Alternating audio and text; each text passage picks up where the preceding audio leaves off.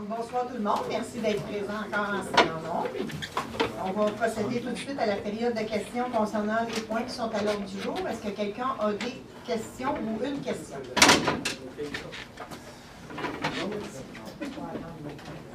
Donc, on va procéder à l'adoption de l'ordre du jour. Donc, ça me prendrait un proposant proposé par Philippe Drolet, appuyé par J'appuie.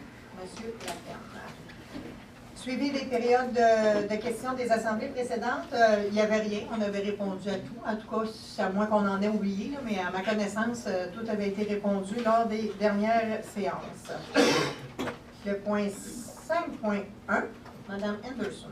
Alors que ce Conseil adopte les procès-verbaux de la séance ordinaire du 10 janvier dernier, ainsi que des séances extraordinaires du 24 et 30 janvier 2017. J'en fais la proposition. Proposé par Mme Anderson, appuyé par J'appuie. Monsieur Laferme. Le 7.1, Monsieur Drolet.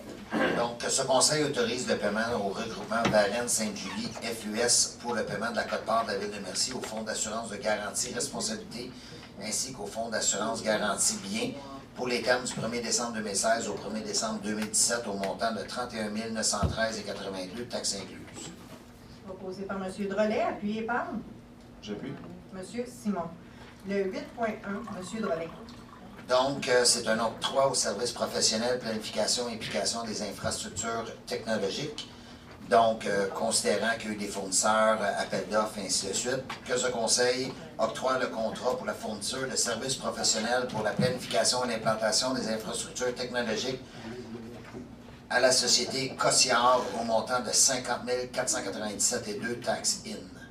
Proposé par Monsieur Drolet, appuyé par J'appuie. Monsieur Laferme. Le 8.2, Mme Anderson. C'est un octroi pour les fournitures d'articles de papeterie pour l'année 2017. En considérant que le Conseil souhaite octroyer un contrat d'approvisionnement en matière de papeterie pour toute l'année financière en cours, afin de bénéficier d'économies d'échelle, considérant que les besoins du personnel en matière de papeterie ont été estimés en fonction des quantités utilisées au cours des années précédentes. Il y a eu, 6 fournisseurs qui ont été invités par voie, ils ont eu des invitations écrites. Il y en a 4 qui ont soumissionné et on les voit là, OK. Et ont résolu que ce Conseil octroie le contrat de la fourniture d'articles de papeterie pour l'année financière 2017 au plus bas soumissionnaire conforme, soit la société Rubanco au montant de 13 643,44. J'en fais la proposition. Proposé par Mme Anderson, appuyé par J'appuie. Monsieur Laferme. Le 8.3, Monsieur Roy. C'est l'adoption de la grille d'évaluation réalisation du site Web. Considérant que ce Conseil souhaite actualiser la présentation de son site Web, considérant que la direction du greffe devra procéder à un appel d'offres pour le service professionnel, considérant les dispositions de l'article 573.1.0.1.1 de la loi sur les cités et villes, voulant que le Conseil doit utiliser un système de pondération et d'évaluation des offres, considérant la recommandation de la direction des communications, en conséquence résolue, que ce Conseil adopte la grille d'évaluation attachée à la présente résolution, que ce Conseil ordonne au greffe de procéder à un appel d'offres pour le service professionnel en matière de réalisation du site Web. Je propose, Mme la mairesse. Proposé par Monsieur Roy, appuyé par J'appuie. Mme Anderson. Le 8.4, Monsieur Drolet.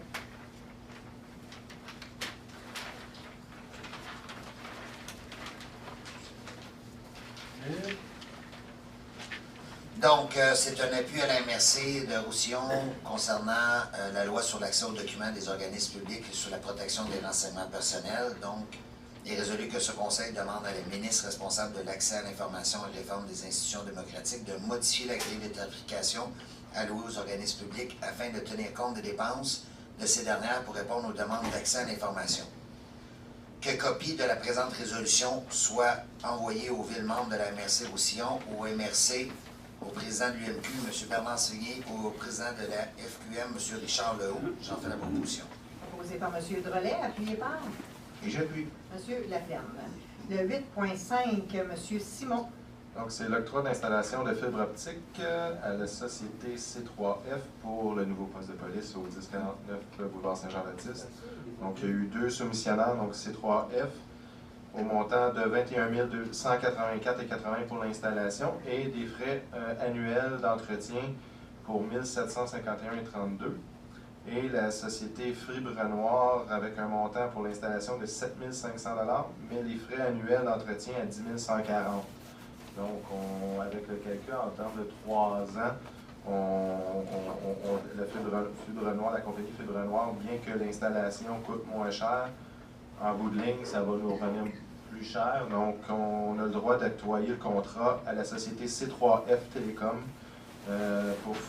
parce que le prix est plus avantageux. Donc, que ce conseil octroie un contrat pour l'installation d'un réseau de fibre optique au 1049 boulevard Saint-Jean-Baptiste à la société C3F Télécom au montant de 22 936 et 12 à l'exclusion des taxes. Ça, c'est le montant de l'installation plus une année de frais d'entretien. Donc, j'en fais la proposition. Proposé par M. Simon, appuyé par J'appuie. M. Roy. Le 9.1, M. Laplaine. Considérant que la Ville de Mercier a reçu une proposition de l'Union des municipalités du Québec de former en son nom et au nom de plusieurs autres municipalités intéressées un regroupement pour retenir les services professionnels d'un consultant en assurance collective pour les municipalités et organismes dans le cadre de l'achat regroupé de l'UMQ, considérant que l'article 29.9.1 sur les lois sur les cités et villes permet de conclure avec l'UMQ une telle entente, considérant que la Ville de Mercier désire se joindre à ce regroupement, considérant que, conformément à la loi, l'UMQ procédera à un appel d'offres public pour octroyer le contrat, considérant que l'UMQ prévoit lancer cet appel d'offres en hiver 2017. Donc, en conséquence, il est résolu que la Ville de Mercier confirme son adhésion au regroupement de l'UMQ pour retenir les services professionnels d'un consultant en assurance collective pour les municipalités et organismes dans le cadre d'un achat regroupé et confier à l'UMQ le processus menant à l'adjudication du contrat, que le contrat octroyé sera d'une durée d'une année, renouvelable d'année en année sur une période maximale de 5 ans, que la Ville de Mercier s'engage à fournir à l'UMQ, dans les délais fixés, les informations nécessaires à l'appel d'offres, que la Ville de Mercier s'engage à respecter les termes et conditions du dit contrat, comme si elle l'avait contracté directement avec le fournisseur à qui le contrat sera adjugé, et que la Ville de Mercier s'engage à payer à l'UMQ des frais de gestion de 1,15 % des primes totales versées par la municipalité. J'en fais la proposition. Proposé par M. Laplaine, appuyé par J'appuie. M. Simon. Le 9.2, M. Simon. Donc, considérant les dispositions de l'article 33 de la Convention collective du Syndicat des pompières et pompiers du Québec, section locale Mercier, relative aux uniformes et équipements de travail, considérant que cette disposition comporte des irritants pour tous les partis à la Convention, considérant les discussions entre les représentants des partis, considérant l'entente de principe intervenue, en conséquence, il est résolu que ce conseil autorise la mairesse, Mme Lise Michaud, et le directeur de service de sécurité incendie, M. René Larente, à signer la lettre d'entente annexée à la présente résolution. J'en fais la proposition. Proposé par M. Simon, appuyé par J'appuie. Mme Anderson. En fait, cette résolution, cette lettre-là vient permettre c'est le même montant financièrement pour la Ville. À chaque année, la Ville renouvelle pour un montant X pour chacun des pompiers. Et ce que ça faisait, c'est bon, les pompiers se ramassaient avec des uniformes beaucoup trop, exemple, un paquet de chemises qui n'ont pas besoin ou un paquet de pantalons qui n'ont pas besoin, mais qui est en manque dans d'autres équipements. Ce qu'on fait comme changement, c'est ce qui se fait partout ailleurs, c'est que maintenant, c'est des points. Un point équivaut à 1 $, et le pompier va pouvoir choisir dans la liste qui est déjà prédéfinie par la Ville les articles qui lui sont manquants durant cette année-là. Fait que ça vient vraiment mettre quelque chose de beaucoup plus logique et rentable pour tout le monde. Le 9.3, M. Watt. C'est une nomination aux électeurs des travaux publics et génie. Considérant que le poste de directeur des travaux publics et génie deviendra vacant le 24 février 2017, considérant le concours qui a eu lieu à l'externe au printemps 2016, considérant la réception de 21 curriculums vitae pour ce poste, considérant que le comité de sélection a retenu 5 candidats pour une entrevue, considérant que l'un de ces candidats s'étant démarqué est M. Daniel Simard, considérant la recommandation du comité de sélection de la Direction des ressources humaines et de la Direction générale, considérant que M. Simard a été employé de la Ville pendant plusieurs mois, en conséquence, il est résolu que ce conseil procède à la nomination de M. Daniel Simard à titre de directeur de travaux publics et génie, que la date d'entrée en fonction de M. Simard soit le 15 février 2017, que ses conditions de travail soient celles de la politique administrative du personnel cadre de la Ville de Mercier, classe E2, échelon 8, qu'une semaine de vacances supplémentaires lui soit reconnue, considérant ses années d'expérience à titre de cadre dans d'autres villes, le tout conforme aux dispositions de l'article 8.2 de la dite politique. Je propose, Mme la mairesse. Proposé par M. Roy, appuyé par J'appuie. Monsieur Laplaine. Monsieur Chalifou, voulez-vous faire un petit topo de Monsieur Simon?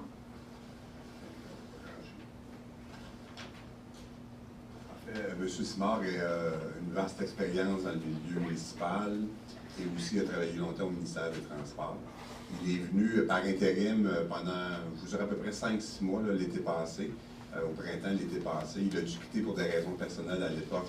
Il ne pouvait pas rester à plein temps, il était venu nous dépanner. Et heureusement, il a accepté dans le fond de reprendre à plein temps le poste de directeur des travaux publics. Merci. Le 9.5, M. Simon.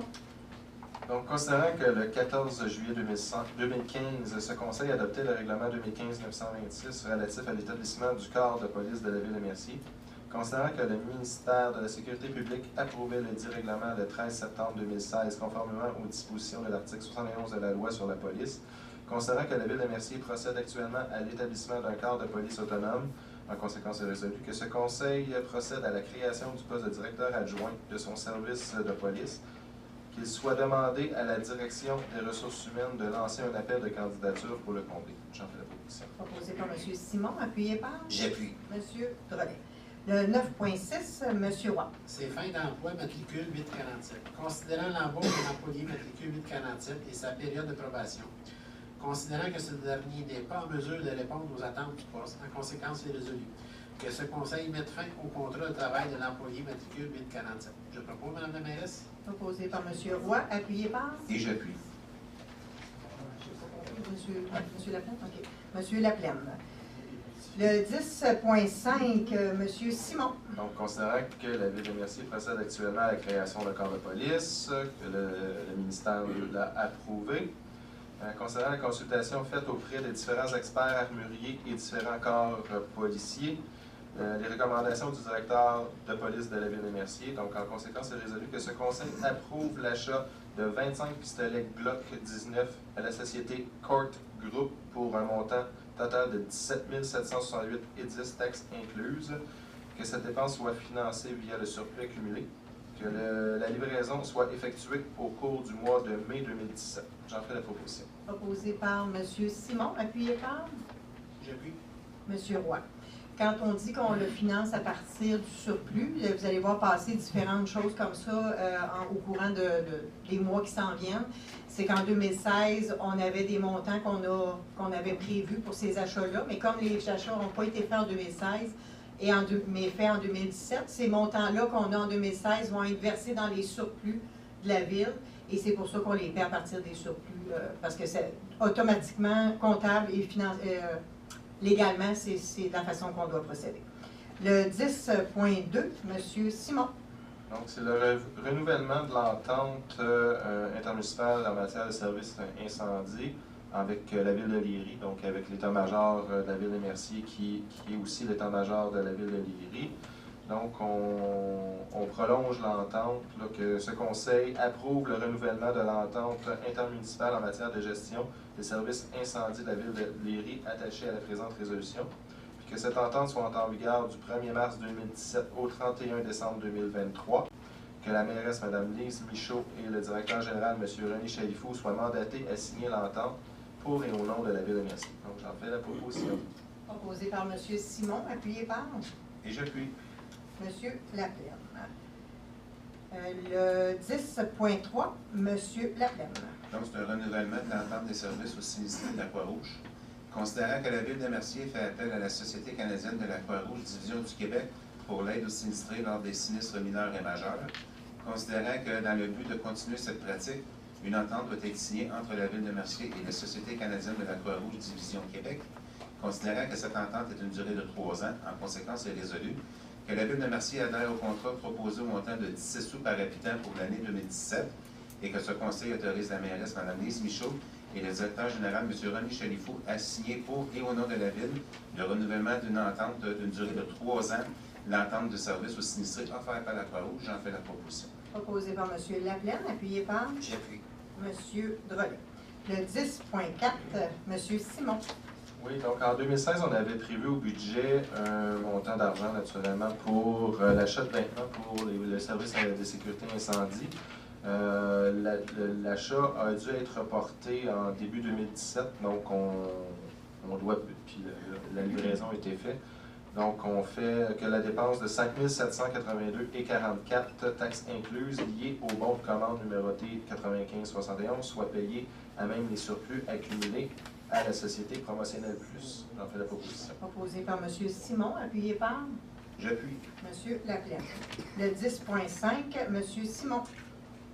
Considérant qu'un bris en lien avec la transmission de l'autopompe 221 est survenu récemment, considérant que le 7 février 2017, des demandes de soumission par voie d'invitation écrite ont été transmises à 4 fournisseurs, considérant qu'un seul fournisseur a répondu à la demande, soit la société L'Arsenal Thibault et Associés, au montant de 25 279,65 à l'exclusion des taxes, considérant la recommandation de la Direction de sécurité incendie, en conséquence résolue, que ce Conseil octroie un contrat au montant de 25 279,65 à l'exclusion des taxes à la Société L'Arsenal, Thibault et Associés pour la réparation de l'autopompe 221. J'en fais la proposition. Proposé par M. Simon, appuyé par J'appuie. Mme Anderson. Le 11.1, Mme Anderson. Alors, c'est pour l'approbation des comptes payés au courant du mois de janvier.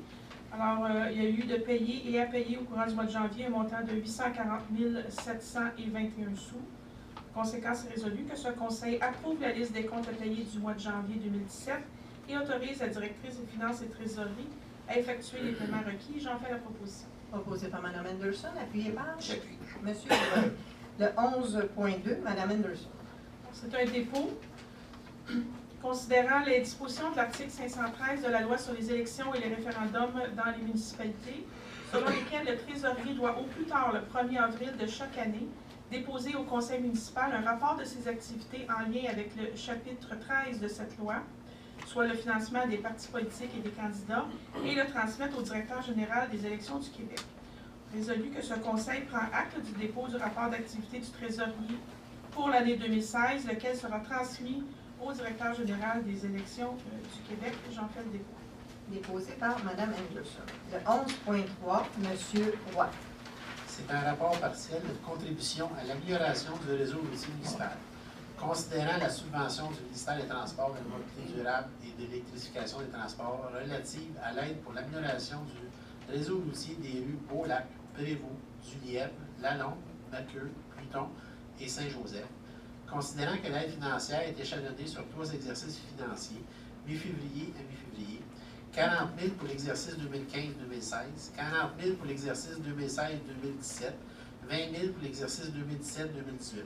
Considérant qu'au cours de l'exercice 2015-2016, des travaux équivalents à 40 037 ont été réalisés sur la rue Prévost pour un excédent de 37 et qu'au cours de l'exercice 2016-2017, des travaux sur la rue de Lièvre ont été réalisés pour un montant équivalent à 33 898 pour un solde à recevoir de 6 102 considérant ainsi un manque à gagner de 6 065,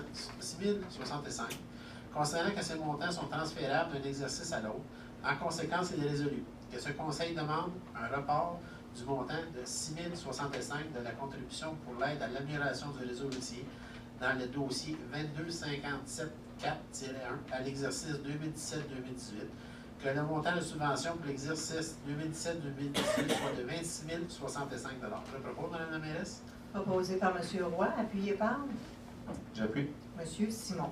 En fait, cette subvention-là, c'est plus, j'appellerais ça peut-être une subvention un peu plus discrétionnaire de la part du gouvernement qui l'octroie à des municipalités qui en font la demande. Et à la ville de Mercier, bien, ça fait 3 années consécutives qu'on l'a. On a eu un 20 000, un 100 000, puis un 20 000. Donc, merci beaucoup à M. Moreau pour son support dans l'appui pour obtenir ces subventions. Le 11.4, M. Drolet. Donc, considérant que conformément au règlement d'emprunt suivant et pour les montants indiqués en regard de chacun d'eux, la Ville de Mercier souhaite emprunter par biais un montant de 1 503 000. Vous avez le tableau ici à l'écran.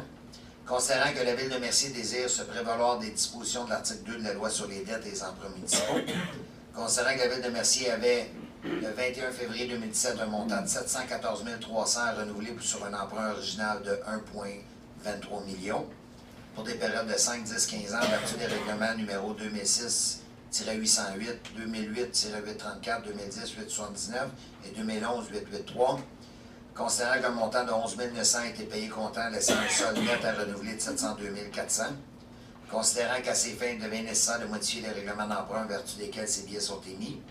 Donc, en conséquence, que le préambule de la présente résolution fasse partie intégrante, comme s'il était ici, au long reproduit. Qu'un emprunt par billet au montant de 1 503 000 prévu au règlement d'emprunt numéro 2006-808, 2008-834, 2010-879, 2011-883, 2003-777, 2003-768, 2011-886, 2010-872 et 2016-931 soit réalisé.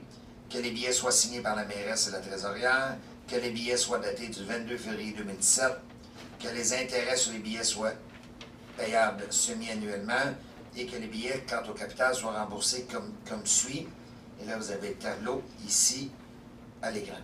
Que pour réaliser cet emprunt, la Ville de Mercier émette pour un terme plus court que le terme prévu dans les règlements d'emprunt, c'est-à-dire pour un terme de 5 ans à compter du 22 février 2017, en ce qui regarde les amortissements annuels de capital prévus pour les années 2023 et suivantes, au lieu du terme prescrit par les dits amortissements pour les règlements d'emprunt numéro 2008-834, 2010-879, 2011-886, 2010-872 et 2016-931, chaque emprunt subséquent devant être pour le solde ou partie du solde dû sur l'emprunt. Que la Ville emprunte 702 400 par billet en renouvellement d'une émission de billets pour un terme additionnel de 1 jour au terme original des règlements mentionnés ci haut. J'en fais la proposition. Proposé par M. Drolet, appuyé par Appui. Mme Anderson. En fait, c'est vraiment juste des renouvellements d'emprunt qui étaient faits puis qui sont à échéance et qu'on doit renouveler. C'est vraiment... Donc, le 11.5, M. Drolet. Donc, c'est sensiblement le même préambule précédent. Donc, il est résolu que la Ville de Mercier accepte l'offre qui lui est faite de la Caisse des Jardins de l'Ouest de la Montérégie pour son emprunt par billet en date du 22 février 2017 au montant de 1 503 000. Ce billet a été mis au prix de 100 000 $100 canadiens pour chaque valeur nominale de billet et que les billets capital intérêt soient payables par chèque à l'ordre du détenteur enregistré ou par prélèvement bancaire préautorisé à un taux d'intérêt de 2,339 %. Proposé par M. Drolet, appuyé par J'appuie. Mme Anderson. Le 11.6, M. Drolet. Donc, que ce conseil annule les comptes à recevoir et ratifie ceux-ci pour mauvaise créance pour l'année 2016, lesquels totalisent un montant de 676,66 en date du 25 janvier 2017. J'en fais la proposition. Proposé par M. Drolet, appuyé par J'appuie. M. Simon. 11.7, M. Laplaine. Donc, c'est un renouvellement de contrat d'entretien de logiciels. Considérant qu'il y a lieu de renouveler les différents contrats pour le soutien des logiciels et progiciels de PG Solutions utilisés par la Ville de Mercier, considérant les dispositions de l'article 573.3 de la Loi sur les cités et villes, exemptant ce type de contrat aux règles particulières d'adjudication. En conséquence, il est résolu que ce Conseil renouvelle les différents contrats pour l'entretien et le soutien de ces applications auprès de la société PG Solutions,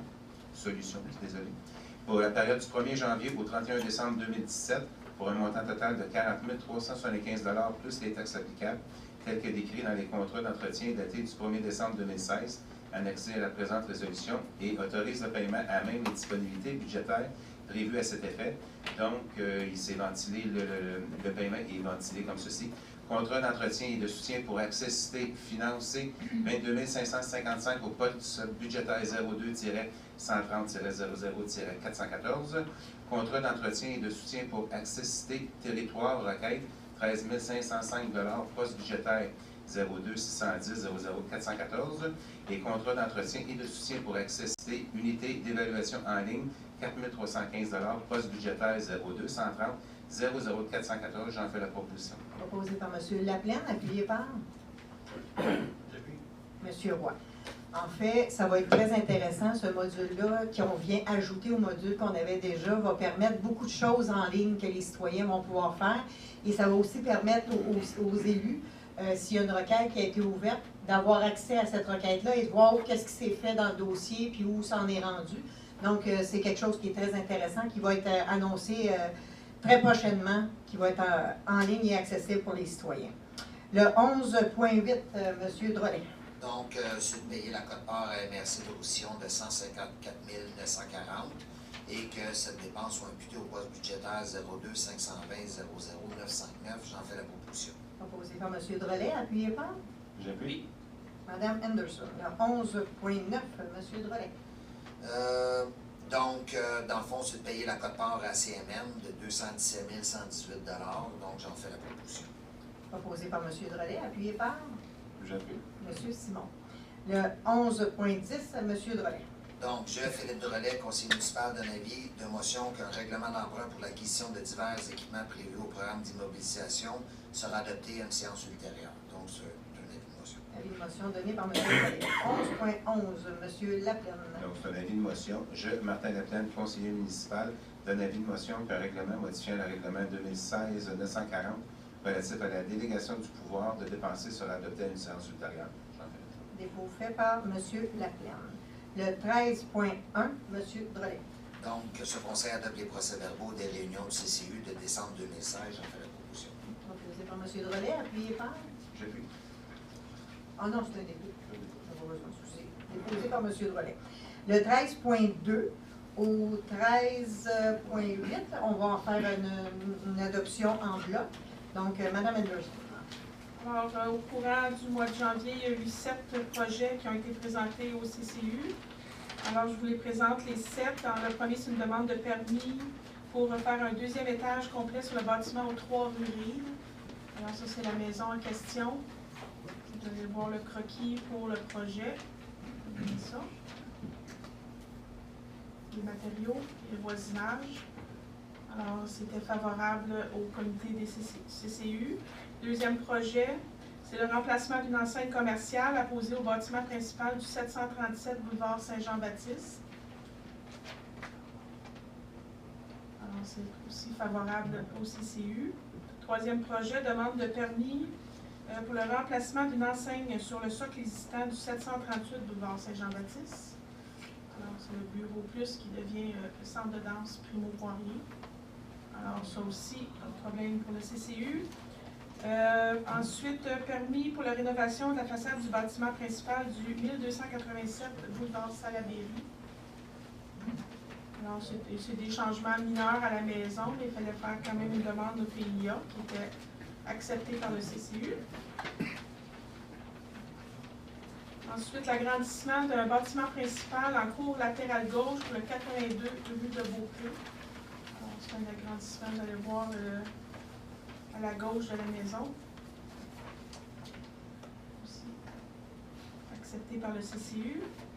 Prochain, demande de permis pour la construction d'une habitation unifamiliale avec un garage intégré sur le lot 62-15 sur le boulevard Salaberry. Alors, c'est un croquis c'est vraiment un dessin. On a vu des croquis un petit peu plus en 3 dimensions qui étaient plus jolis, j'avoue, que le dessin. Et finalement, demande de permis en vertu du PIA pour la construction d'une habitation unifamiliale jumelée pour les lots 1256 et 1257 de la rue de Beaupré. Accepté aussi par le CCU. Alors, j'en fais la proposition pour ces 8 demandes-là. Parfait. Proposé par Mme Anderson, appuyé par J'appuie. M. Drolet. Le 13.9, M. Laplaine. Donc, c'est une demande de dérogation mineure. Considérant qu'une demande de dérogation mineure a été déposée pour le 3 rue Reed afin de permettre que le rapport plancher terrain du bâtiment principal soit de 0,6 alors que la grille de spécification pour la zone H03-341 identifiée à l'annexe B du règlement de zonage 2009-858 prévoit un rapport plancher terrain maximum de 0,50.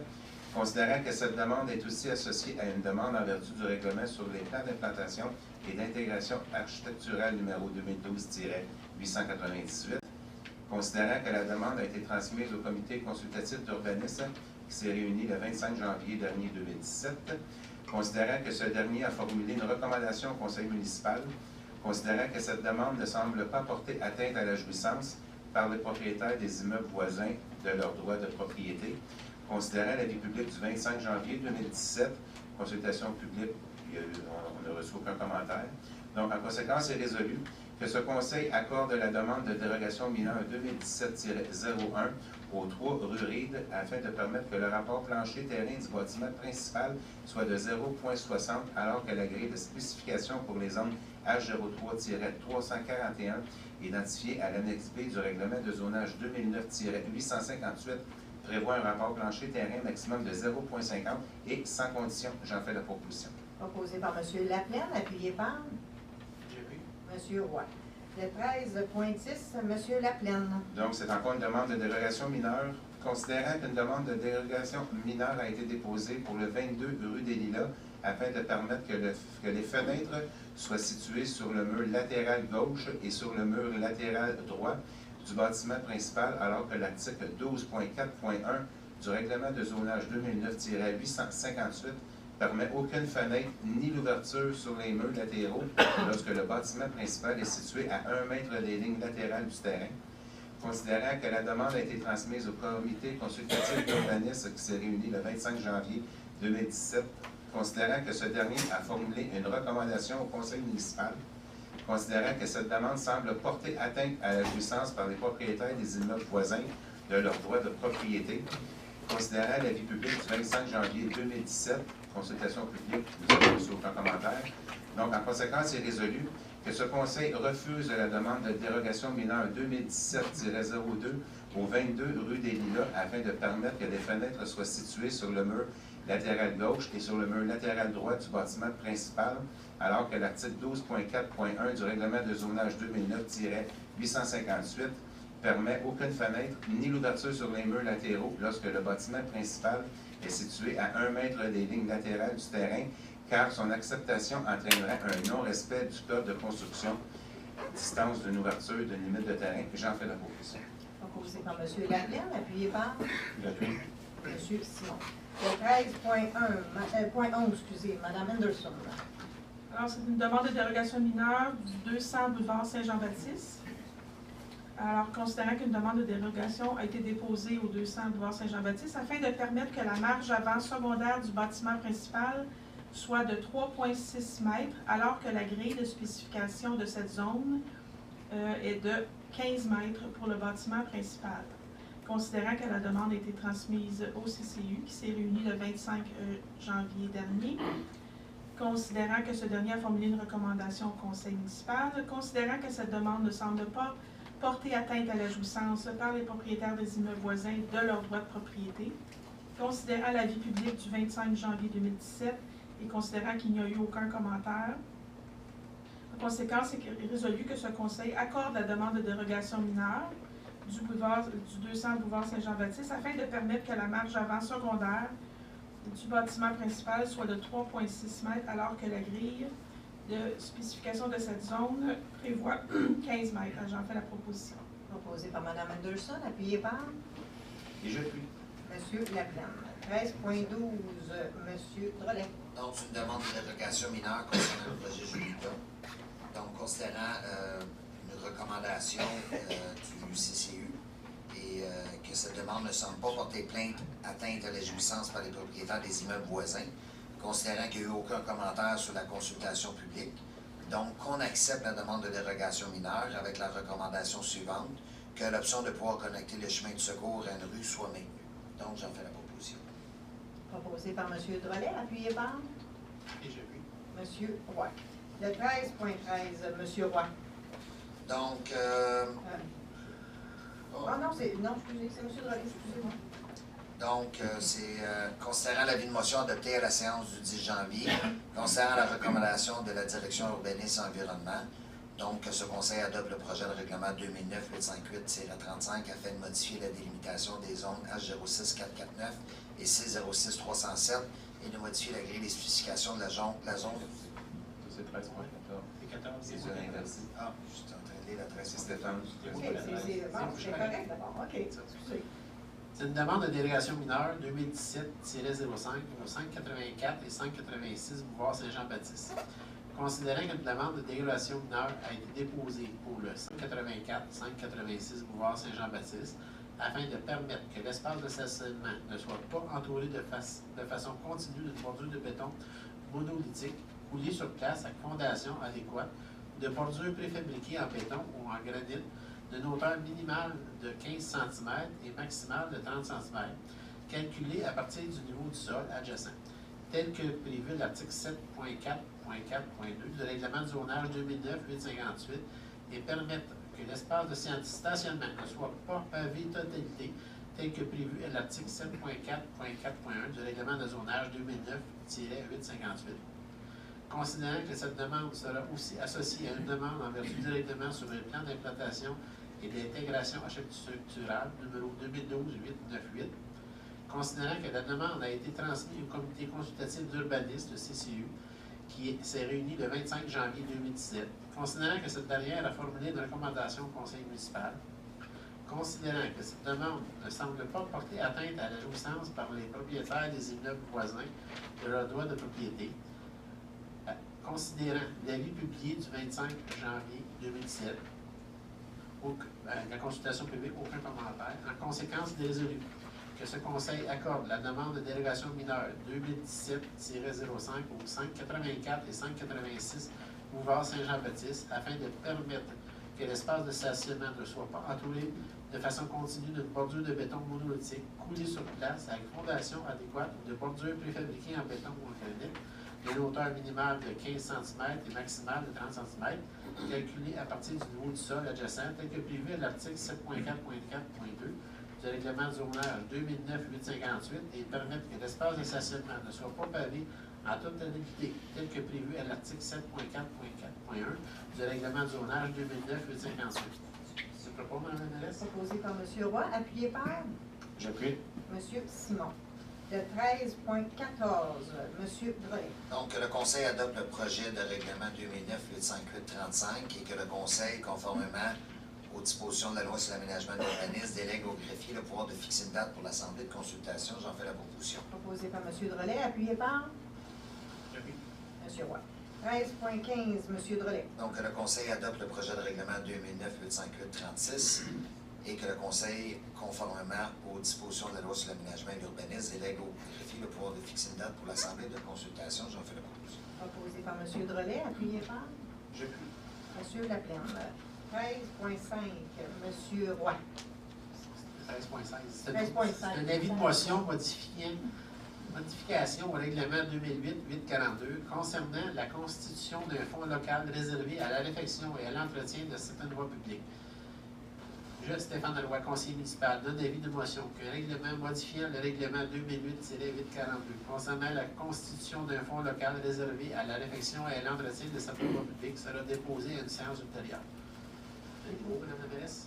Fait par M. Roy. 13.17, M. Laplaine.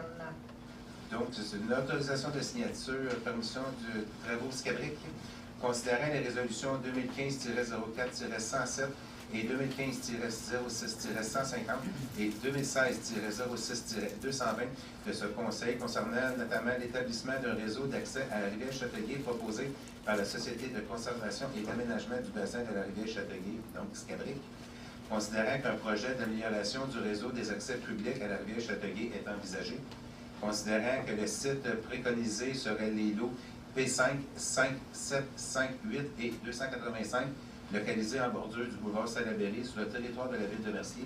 En conséquence, il est résolu que ce Conseil autorise son directeur général, M. René Chalifour, à signer un protocole d'entente et une autorisation d'effectuer des travaux pour la Scabric, le tout conditionnellement au dépôt d'un plan d'aménagement conforme aux lois et règlements en vigueur. J'en fais la proposition. Proposé par M. Laplaine, appuyé par J'appuie. M. Simon. 13.18, M. Roy. Demande soumise au plan d'implantation et d'intégration architecturale concernant le projet résidentiel Square Mercier sur les lots 1063 à 1088. Considérant que lors de la modification du règlement de zonage 2009-858-24 en 2014, les citoyens auraient exigé que la hauteur en étage des futures constructions du projet domiciliaire n'excède pas celle du bâtiment déjà existant sur les rues Lorraine et Malais. Considérant le dépôt par construction DDC en 2016 d'un catalogue contenant un éventail de modèles habitation à construire sur les lots 1039 à 1215, anciens lots P169 et P170, intitulé Square Mercier, projet résidentiel corrigé. Considérant la présentation de ces modèles au CCU 18 janvier 2016 et l'acceptation de ceux-ci par le conseil municipal selon la résolution 2016-0243. Considérant qu'il aurait lieu de préciser cette résolution pour les lots 1063 à 1088, anciens lots P169 et P170, en conséquence, il est résolu que ce conseil remplace les dispositions prévues à la résolution 2016-0243 pour les lots 1063 à 1088 afin d'y soumettre les conditions suivantes. La hauteur en étage des bâtiments situés sur les lots 1063 à 1069 ne peut excéder un étage. La hauteur en étage des bâtiments principaux ne doit pas excéder celle que l'on retrouve sur le terrain adjacent de la construction de la rue Mallette.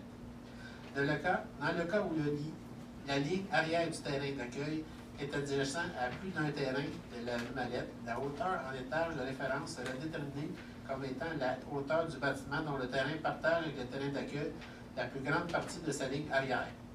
Le bâtiment situé de la part et d'autre des lignes latérales et doit comporter un nombre d'étages identique à l'exception du modèle nommé Liberté, lequel doit faire le pont entre le bâtiment n'ayant pas un nombre d'étages.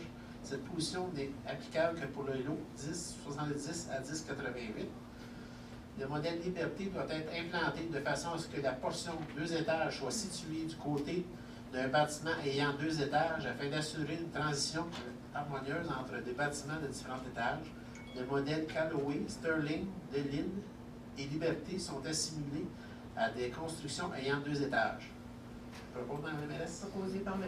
Roy, appuyé par Je suis. M. Laplaine. Le 13.19 pour M. Laplaine. Donc, c'est un avis de motion. Je, Martin Laplaine, conseiller municipal, donne avis de motion qu'un règlement modifiant le règlement de lotissement sera adopté à une séance ultérieure. J'en fais le Dépôt fait par M. Laplaine. Le 14.1, M. Laplaine. Donc, c'est une reconnaissance organisme chez nous solitaire. Donc, c'est l'organisme chez nous solitaire qui demande d'être reconnu à titre d'organisme. Solidaire, pas solitaire, mais solidaire. Solidaire, excusez, j'ai dit solitaire, je suis désolé. Donc, l'organisme demande d'être reconnu à titre d'organisme régional. Donc, vous avez les différents considérants. Donc, en conséquence, il est résolu que ce conseil approuve la reconnaissance de l'organisme chez nous solidaire. J'en fais la proposition. Proposé par M. Laplaine, appuyé par J'appuie. Mme Henderson. 14.2, M. Laplaine. Donc, c'est une demande d'appui par résolution regroupement pour un Québec en santé. Donc, il nous demande un appui pour qu'il y ait un regroupement des villes pour un Québec en santé. Donc, les différents considérants sont au tableau. Donc, en conséquence, il est résolu de signifier l'appui du Conseil au regroupement pour un Québec en santé. Et, à cet effet, ce Conseil demande au gouvernement du Québec de poursuivre et d'intensifier les investissements dans la création d'environnements favorables aux saines habitudes de vie, tout en favorisant la diminution de la consommation de produits qui nuisent à la santé des Québécois et des Québécoises, par l'augmentation de la taxe sur le tabac contribuant à la diminution du tabagisme et par l'instauration d'une taxe sur les boissons sucrées contribuant à la diminution de consommation de sucre et d'investir les revenus dans la mise en œuvre d'un plan concerté, ambitieux et mobilisateur qui vise à la création d'environnements favorables à l'intégration de saines habitudes de vie dans les milieux de vie et le quotidien de tous les Québécois et les Québécoises. J'en fais la proposition. Proposé par M. Laplaine, appuyé par Et j'appuie. M. Drolet. Le 14.3, M. Laplaine. Donc, c'est une demande d'aide financière. Donc, considérant la demande d'aide financière de l'organisme Les Amis et Riverains de la Rivière-Châteauguay, considérant que l'organisme souhaite une contribution de la Ville de Mercier afin de financer des frais d'opérations reliées notamment à des activités de sensibilisation à l'achat d'arbustes, considérant la recommandation de la Direction de loisirs, culture et vie communautaire. En conséquence, il est résolu que ce conseil octroie une aide financière de 1 000 $ à l'Association Les Amis riverains de la Rivière-Châteauguay et que cette dépense soit imputée au poste budgétaire 02-110-00-970. J'en fais la proposition. Proposé par M. Laplaine, appuyé par J'appuie. M. Drolet. 14.4, M. Laplaine. Donc, c'est une demande d'appui financier. Donc, considérant la demande d'aide financière de l'organisme Cœur Arc-en-Ciel transmise à la Direction de loisirs, culture et vie communautaire, considérant que l'organisme souhaite obtenir de la Ville de Mercier une participation de 600 $ afin de financer la location de leur local de pratique pour l'année 2016, et considérant la recommandation de la Direction de loisirs, culture et vie communautaire, en conséquence, il est résolu que ce conseil octroie une aide financière de 600 $ à l'organisme Cœur Arc-en-Ciel afin de financer la location de son local de pratique et que cette dépense soit imputée au poste 02-110-00-970. J'en fais la proposition. Il y a sûrement une erreur, ça doit être pour l'année 2017. Bien, c'est ça, j'ai arrêté C'est aussi, sûrement mais je ne pour sais pas l'année s'il réclamait pour l'année dernière. Donc, proposé par M. Laplaine, appuyé par Depuis. M. Simon. Le 14.5, M. Laplaine. Donc, c'est une modification à l'horaire de la bibliothèque municipale. Donc, vous voyez les considérants. Il y a eu beaucoup de mise en place de nouveaux services. Donc, les citoyens nous demandaient d'être ouverts sur des heures de dîner. Donc, les considérants sont au tableau. Donc, en conséquence, il est résolu que ce conseil ordonne la modification des heures d'ouverture de la bibliothèque et que les heures d'ouverture de la bibliothèque soient les suivantes: lundi, mardi et jeudi de midi à 19h30, mercredi et vendredi de 10h à 17h en continu, et samedi et dimanche de 11h à 15h, et que cette modification des heures d'ouverture soit mise en vigueur dès que possible. J'en fais la proposition. Proposé par M. Laplaine, appuyé par Et j'appuie. M. Roy. Le 14.6, M. Laplaine. Donc, c'est une bourse sportive Samuel Anderson, considérant que la Ville de Mercier encourage la relève sportive par le biais d'un programme de soutien financier, considérant que dans le cadre de ce programme, la Direction Loisirs, Culture et Vie communautaire a reçu le 17 janvier dernier une demande de M. Samuel Anderson Sirois, joueur élite de baseball, considérant que M. Anderson a été sélectionné à l'automne dernier pour faire partie de la prestigieuse équipe des Dragons du Collège La Flèche de Trois-Rivières, considérant que l'équipe des Dragons regroupe les meilleurs joueurs 16-17 ans au Québec, considérant que M. Anderson est âgé de 17 ans et résident de la Ville de Mercier, considérant que M. Anderson est étudiant à temps plein, considérant que M. Anderson est membre du programme Sport plus études baseball des Dragons du Collège La Flèche de Trois-Rivières, considérant que M. Anderson évolue sur la scène régionale provinciale et qu'il participera à un camp de perfectionnement international en mars prochain, considérant que M. Anderson répond aux critères du programme de la bourse sportive de la Ville de Mercier, considérant la recommandation de la Direction Culture, Loisirs et Vie communautaire, en conséquence, il est résolu que ce conseil octroie à M. Samuel Anderson, par le biais de son programme de soutien financier, une bourse sportive au montant de 250 $ et que cette dépense soit imputée au poste budgétaire 02-110-00-970. J'en fais la proposition. Proposé par M. Laplaine, appuyé par J'appuie. M. Simon. Mme Anderson, voulez-vous préciser encore cette année que c'est pas dans votre famille? Je n'ai aucun lien de parenté avec M. Anderson. C'est pour ça que je ne me suis pas retirée pour la décision. C'est ça. Donc, période d'intervention des membres du conseil, Mme Anderson? Merci beaucoup d'être là, comme d'habitude, même si c'est une soirée de la Saint-Valentin. Comme vous voyez, on ne porte pas de petits cœurs rouges, mais on porte des petits rubans verts. Alors, pour ceux qui se demandent c'est quoi, c'est la semaine de la persévérance scolaire. C'est pour afficher notre engagement à soutenir les jeunes dans leurs efforts et leur réussite scolaire. Alors, c'est pour ça qu'on porte le petit ruban vert des verts. Merci, Mme Anderson. M. Roy? Merci beaucoup d'être dans ces grands noms. Merci, M. Roy. M. Laplaine. Donc, premièrement, merci d'être présent en grand nombre. Deuxièmement, je souhaite à tous un joyeux Saint-Valentin. Moi, j'aimerais féliciter la division de loisirs. On a eu un ciné-glace le 10 février dernier et la réponse des citoyens a été grandiose. Tellement qu'on a dû refuser, je pense, à peu près 140 personnes dans les clous. Donc, on est victime de notre succès. Donc, c'est sûr que cette activité-là va être regardée de plus près probablement pour essayer d'avoir plus de personnes possibles, mais les commentaires ont été excellents. Donc, j'aimerais remercier la division des loisirs pour leur implication. Aussi, souper spaghetti pour le personnage artistique de Mercier. Donc, le 11 mars à 17h à Roger Touga. Les billets sont en vente à 13 $ le billet pour les adultes et 8 $ pour les enfants. Donc, je souhaite une excellente fin de soirée. Merci, M. Laplaine. M. Simon. Moi, j'ai qu'un petit point. C'est la cause de mon absence le mois dernier. J'étais alité, j'étais fiévreux, j'avais une pharyngite et une streptocoque. Donc, j'avais même pas de voix pour parler de toute façon. Donc, c'est pour ça que je n'étais pas là. C'était pour ne pas vous contaminer. Donc, c'était juste ça. Parfait. Merci, M. Simon. M. Drolet. Moi, j'ai un petit point puis un long point. Donc, je vais commencer par le petit point. La fête citoyenne le 3 juin. Donc, ça va se faire dans le parc Clermont-Pitre. On sait déjà qu'il va y avoir 16 jeux gonflables. Il va y avoir 10 soccer balles. Ensuite de ça, le popcorn va être gratuit. La barbe à papa va être gratuite. On va aller voir cette année, savoir si les commerçants du coin veulent déjà participer. Et encore cette année, je pense qu'on devrait être capable, je suis persuadé qu'on va être capable de faire ça en bas de 1 000 $ par quartier, encore une fois. Donc, c'est bon. Peut-être juste préciser, l'année passée, on faisait ça secteur par secteur, où certains secteurs s'étaient regroupés à deux. Cette année, c'est vraiment une fête citoyenne qui va regrouper toute la ville de Mercier dans le parc Raymondville. Donc, c'est la petite précision. Deuxièmement, deuxième point, je me permets de prendre cette période de temps pour vous expliquer le processus cognitif qui s'effectue lorsque je prends une décision. Il faut tout d'abord se poser la question, qu'est-ce qui motive un individu à entrer en politique? C'est une question relativement simple, mais avec des possibilités de réponse infinies. Je me suis fait accuser de menteur par un ancien élu municipal sur un papier distribué de porte en porte, et un de mes amis policiers à l'SQ s'est même fait appeler par un ami d'un autre ancien élu de la ville de Mercier en lui mentionnant que j'empêchais les gens d'aller signer le registre concernant la police. N'importe qui me connaît sait pertinemment que c'est un geste contre nature pour moi qui va à l'encontre d'un processus démocratique qui est fondamental à mes yeux. Je vais donc vous répondre simplement en vous indiquant ma motivation à faire de la politique. Mon slogan de la dernière campagne était « Notre quartier, nos familles, ma priorité ». J'ai encore ici le papier.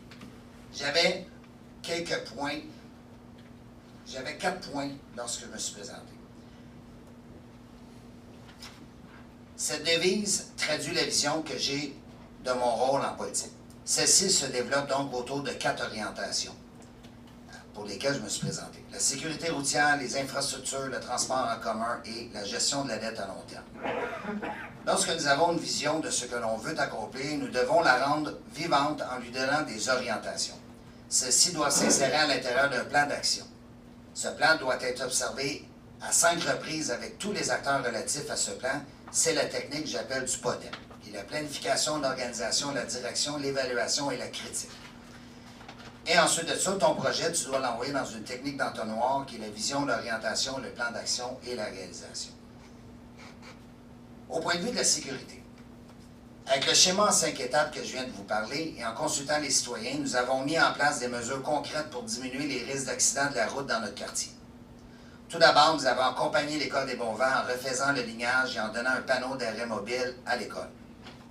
Deuxièmement, en installant des lots-d'armes sur certaines rues. Troisièmement, en diminuant la vitesse à 40 km/h dans nos rues. Quatrièmement, en faisant installer des panneaux d'arrêt et finalement, en installant des radars dans les rues. Donc, ce sont tous des incitatifs. Au niveau des infrastructures, une autre de mes orientations proposées aux citoyens était d'améliorer le parc Raymondville. Le conseil de ville a abondé dans le sens de cette orientation car il est tout à fait légitime qu'en 2016, nous pouvions avoir accès à des toilettes et de l'eau dans un parc, donc nous avons rajouté des toilettes fixes et des abreuvoirs dans le parc. De plus, avec les employés des travaux publics, nous avons doté la ville d'une cage de frappeurs. Nous avons également bonifié le parc Raymond-Pitt d'un jeu d'eau.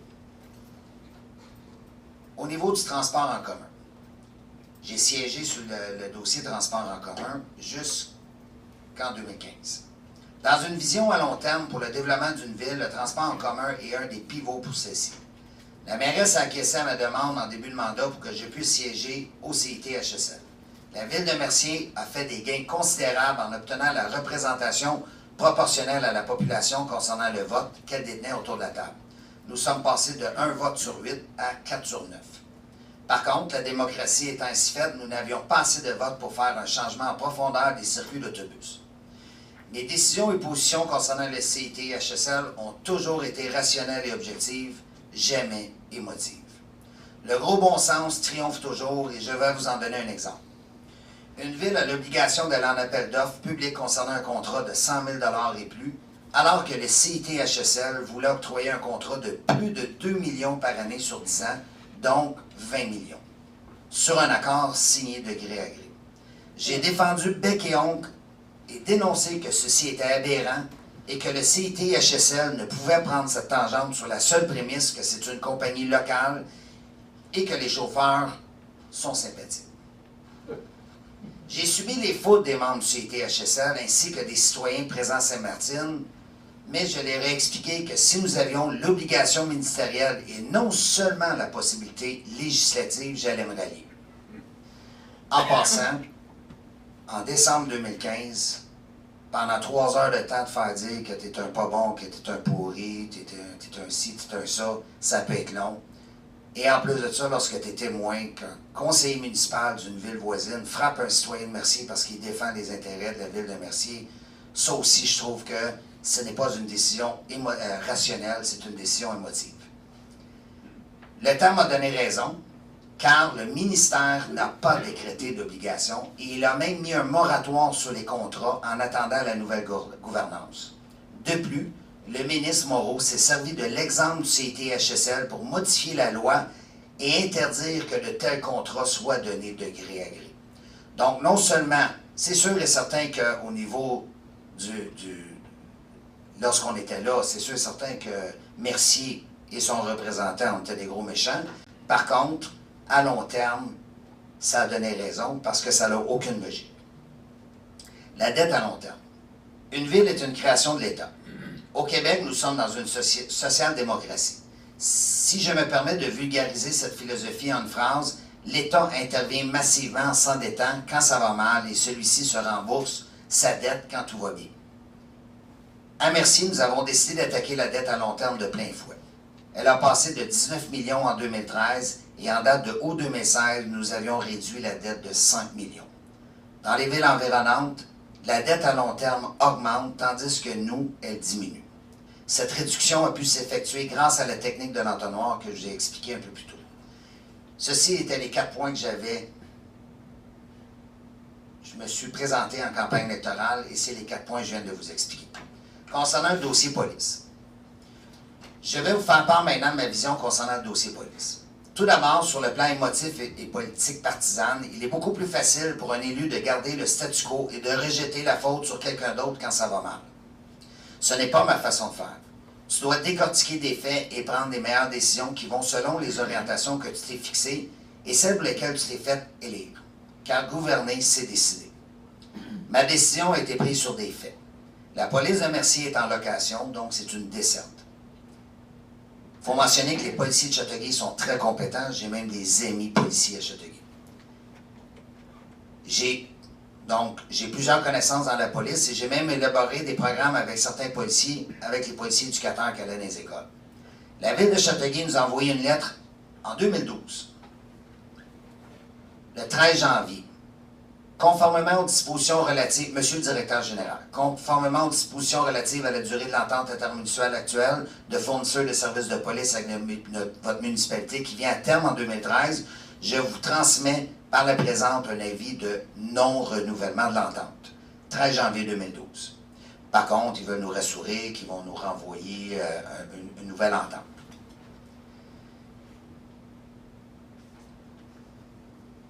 Elle renvoie une lettre le 5 décembre 2012. Chers collègues, dans le dossier en titre, veuillez noter que durant le cours des discussions sur le renouvellement de l'entente, la poursuite des services des polices au-delà de la date prévue à notre entente ne doit pas être interprétée comme constituant une renonciation à Châteauguay à son avis de non-renouvellement qui a déjà été mis. Donc, ils nous ont envoyé 2 lettres pour nous dire « Oubliez pas, on ne renouvelle pas l'entente ». Ils sont ici si jamais il y en a qui veulent les consulter. La facture a plus que doublé entre 2013 et 2016. 2013, 1,745 millions. En 2016, la proposition qui est sur la table, c'est 4 039 000. Mais il faut spécifier que cela inclut les équipements et le poste de police d'équivalent de 24 millions. Un autre point aussi. L'IRI, en négociant, a fait diminuer sa facture de 30,93 % grâce à Mercier. La preuve, en 2015, ce qui était prévu à l'entente, c'est 843 713. En 2016, 582 720. Ça, c'est une offre qui, en passant, n'a pas été faite à Mercier. La Régie Roussillon nous a fait une évaluation budgétaire d'opération en 2015 de 2,22 millions à peu près, en étant en régie. Mais par contre, il y avait un refus de prendre des policiers de Châteauguay. Dans le fond, une régie par rapport à une desserte, c'est une location. Une régie, c'est un peu comme un syndicat de copropriété. C'est comme si on était partenaire, on est propriétaire à un certain pourcentage. Un autre point aussi, le ministère de la Sécurité publique approuve notre plan avec un niveau 2. Si nous avions accepté la proposition de 2015 de la Ville de Châteauguay sans négocier, il aurait fallu augmenter les taxes de 15,7 %. Bref, de façon rationnelle, factuelle, si nous devenons propriétaires, nous économisons 800 000 par année minimum. Donc, au bout de 10 ans, c'est 8 millions. Donc, en conclusion, je vais vous faire part de mon processus cognitif lors d'une prise de décision. Ce que j'ai promis pendant ma campagne électorale de 2013, je l'ai livré. En ce qui concerne le service de police de Châteauguay, je me dois de faire abstraction de l'aspect émotif du dossier et de focusser sur l'aspect rationnel et pragmatique. La facture de la Ville de Châteauguay ou la proposition n'a aucun sens logique et elle me semble improvisée vis-à-vis les autres offres faites aux villes environnantes. C'est pour cette raison que j'ai joint mon vote avec le reste du conseil municipal et que nous avons voté unanimement pour la création d'un corps de police. Je vous remercie, c'était long, mais je vous laisse préciser certains points. C'était long, mais pertinent. Donc, merci, M. Drolet.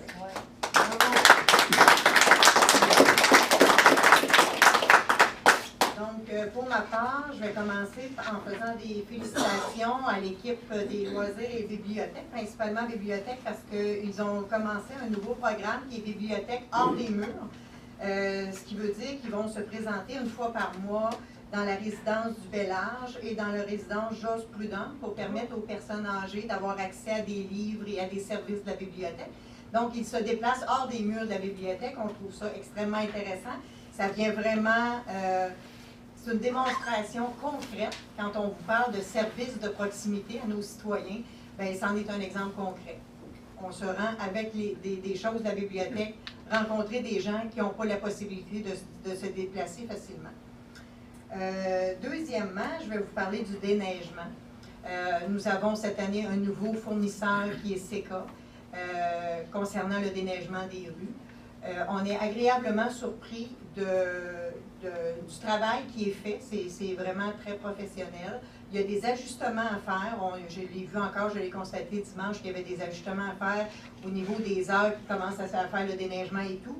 Mais ce que je trouve intéressant, c'est qu'ils ont une hyper de belle collaboration avec la Ville quand on les appelle, ils répondent toujours favorablement à nos demandes. Et concernant le déneigement des trottoirs et du soufflage qui sont faits à l'interne, à partir de nos employés municipaux, évidemment, il y a certains moments qu'on n'est pas tellement content. Et là aussi, ça demande des ajustements. Par contre, là aussi, on a une très belle collaboration, donc je voulais le préciser. Je sais qu'il y a sûrement des gens qui ont vu certains éléments. Je peux juste vous dire qu'on est conscient, on est au courant. Le dimanche soir, j'ai passé quelques heures à me promener dans les rues pour constater l'état des routes. Donc, en général, c'était très bien. Il y a certaines rues qui avaient des problématiques qui vont être corrigées pour la prochaine tempête. On le souhaite parce que ça me semblerait que ça va être cette nuit. Maintenant, vitalité économique, ils sortent un classement, il y a un classement qui est sorti concernant la vitalité économique, je pourrais vous le montrer tout à l'heure s'il y en a qui sont intéressés. Et ce qui est intéressant, c'est que la Ville de Mercier est très bien positionnée. Donc, pour vous donner un exemple, au niveau de la MRC Roussillon, on a 11 municipalités. La Ville de Mercier est sortie deuxième au niveau de la MRC Roussillon sur les 11.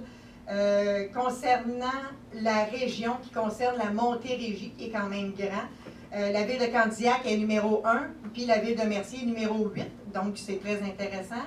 Et sur le total des municipalités au Québec, le Candiac est 8 et Mercier est 26. Donc, je trouvais ça intéressant de partager cette information-là avec les citoyens de Mercier. Et il y aura un communiqué de presse qui sera émis à cet effet-là. Maintenant, l'entente qu'on vient de signer avec la Ville de Léry, qu'on va signer avec la Ville de Léry pour le service d'incendie, l'état-major, ça rapporte dans les coffres de la Ville de Mercier 64 613,52 pour l'année 2017. Pour ce qui est de l'année 2018, à partir du 1er février, ça va rapporter un 5 384 de plus parce qu'on va offrir un service secrétariat bonifié. Donc, ça va augmenter. Et c'est une entente qui s'en va jusqu'en 2023 et avec une bonification de 2 % annuellement sur le prix de base qui est de 2017. Voilà.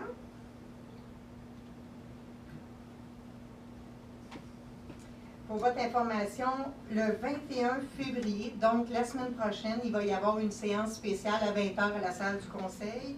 Et le 7 mars, il y aura aussi une séance spéciale à la salle du Conseil à 20h.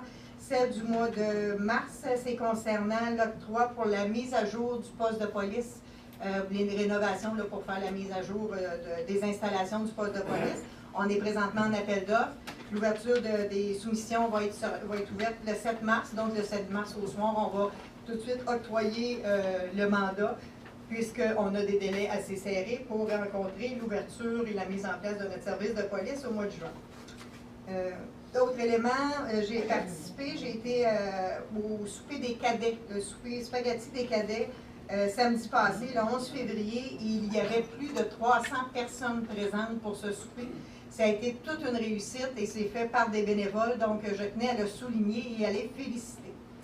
Voilà, j'ai fait le tour de mes points. Nous allons maintenant passer à la période de questions. Je vous demanderai de vous présenter au micro, de vous nommer.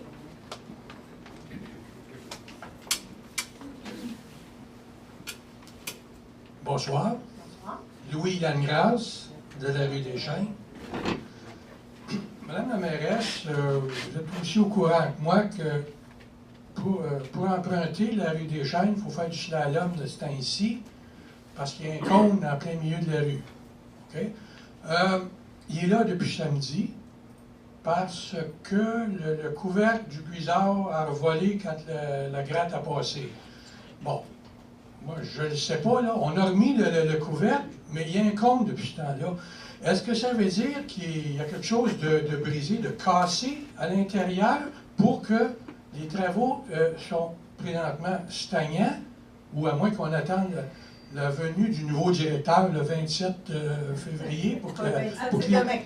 C'est demain? Ah, donc les travaux vont commencer demain pour réparer ça?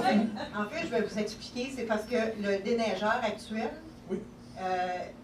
Il n'y a pas de patin, lui, en dessous comme l'ancien déneigeur. Et ça fait en sorte que le couteau est à côté directement sur Oui. les rues.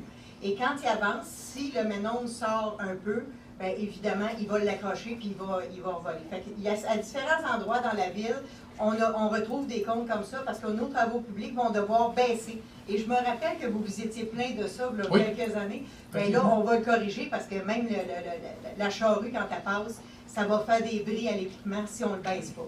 C'est pour ça que le cône est là. Et si ça n'a pas été fait depuis samedi, bien évidemment, c'est parce que nos cols bleus sont en train de déneiger nos trottoirs, le soufflage, les patinoires, mais ça va se faire aussitôt qu'ils vont avoir une chance. Là. OK. C'était une question, tout simplement, curiosité personnelle. C'est très bien. Maintenant, ma dernière question est très courte. Tout à l'heure, j'ai écouté pendant qu'on disait, quand on parlait dans les demandes de dérogation, j'ai vu passer quelque chose bien vite sur le tableau. Pièce de tour Mercier. J'ai pas rêvé, je pense que c'est ça que j'ai vu. C'est-tu nouveau, ça? À quelle place, à quelle adresse que c'est, ça? Madame Anderson? C'est à l'ancien Draperie Sauvé, l'adresse... Ouais, des fruits de la rue d'Aïe.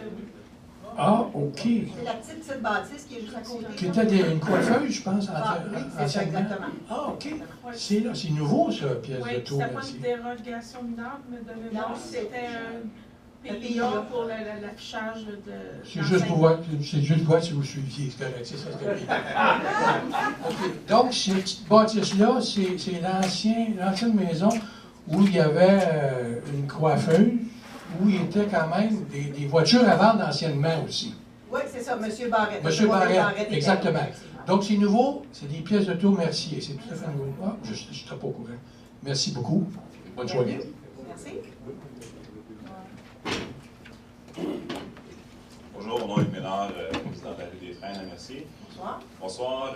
Mon questionnement était par rapport au déneigement, justement. Oui. Vous avez parlé que vous étiez satisfaite du nouveau service de pavage TK. On se rappellera que le contrat avec Bergevin Labèche coûtait 221 000 $. Cette année, le pavage TK charge 382 000 $ à la ville de Mercier pour effectuer le même travail que Bergevin-Laberge. Donc, la dernière séance, M. Roy parlait de bien gérer ses finances. Pour lui, les dollars, c'est important, puis que chaque dollar dépensé était primordial. Savez-vous combien ça fait d'augmentation? La différence des deux? M. Bénard, est-ce que vous savez comment ça a été octroyé, le contrat? Oui, un soumissionnaire seulement. Vous savez, quand on fait un appel d'offres public, on s'en va sur SEAO, toutes les entreprises au Québec ont accès à ça. Il y a un soumissionnaire. Mais Bergevin-Laberge n'a pas soumissionné. Pourquoi, d'après vous? C'est parce qu'il savait qu'il était déficitaire avec son affaire, puis c'est pour ça qu'il n'a pas soumissionné. C'est aussi simple que ça. Donc, il a été déficitaire pendant les 5 dernières années, c'est ça que Il vous faudra lui poser la question à lui. Mais moi, je peux vous garantir une chose. Quand j'ai été élu, là, dans le contrat, il était supposé d'avoir 5 charrues. Et il n'y en avait pas 5 charrues sur le territoire. Fait qu'on a été obligés, M. Chalifou et moi, là, de se battre continuellement pour que le contrat soit respecté. Puis c'est clair que quand on soumissionne, puis qu'on est supposé d'avoir tel type d'équipement, mais quand bout de piste, on ne les a pas, ces équipements-là, c'est sûr qu'on arrive moins cher que les autres. Mais quand quelqu'un arrive en poste puis qui fait respecter ce qui était supposé d'être dans le contrat, qui était dans le contrat, qui devait être respecté, c'est sûr que là, ça devient moins rentable. C'est peut-être pour ça qu'ils n'ont pas soumissionné. OK, donc si je comprends bien, vous, la finalité qui est de déneiger les routes est moins importante que ce que dans le contrat. Non, pas du tout. Moi, ce qui est important, c'est les deux choses. C'est ce qui se retrouve dans le contrat et la deuxième chose, c'est le travail. Et moi, je peux vous garantir que dimanche soir, j'étais dans les rues puis je m'assurais que le service soit donné. Il y a des ajustements à faire, c'est ce que j'ai dit. Il va y avoir des ajustements à faire, ils vont être faits, et je peux vous garantir que je vais les suivre au même titre que je suivais l'autre d'avant pour m'assurer que le travail va être fait. Puis dimanche soir, moi, à 7 h, je suis sorti justement dans les rues de croiser. Mercier. Puis il n'y avait pas une rue qui était déneigée. Oh, Il n'y voilà. avait pas une rue secondaire qui était déneigée dans la ville de Mercier. Ouais, moi, j'ai fait le tour du quartier 4 à 8 h, il était tout fait.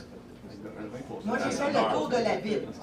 Entre À 7 h. Monsieur Bernard, entre 7 h et 8 h, Ouais. j'ai fait le tour de la ville au complet. Je suis allée dans tous les secteurs. Le secteur du parc Mercier était fait en entier. Le secteur où le parc Loisel ici, puis les cours du Roi, puis aller jusqu'à la rue, sauver à l'autre bout, c'était fait au complet. Le secteur où il y a eu des problématiques, c'était dans le secteur des pins, des sapins. Ce secteur-là, il y avait des rues qui étaient problématiques. Et dans le secteur de la rue Prévost, Paradis, il y a eu des rues qui étaient problématiques. J'ai tout de suite parlé avec M. Chalifou, qui lui a parlé avec les responsables. Et dans la 15-20 minutes suivantes, je suivais et tout était fait. Donc, entre 7 h et 8 h, quand je suis revenue chez moi à 8 h, là, je peux vous garantir qu'il ne restait plus de rues, beaucoup de rues qui n'étaient pas faites. Je peux vous garantir ça. Parfait, merci. Merci.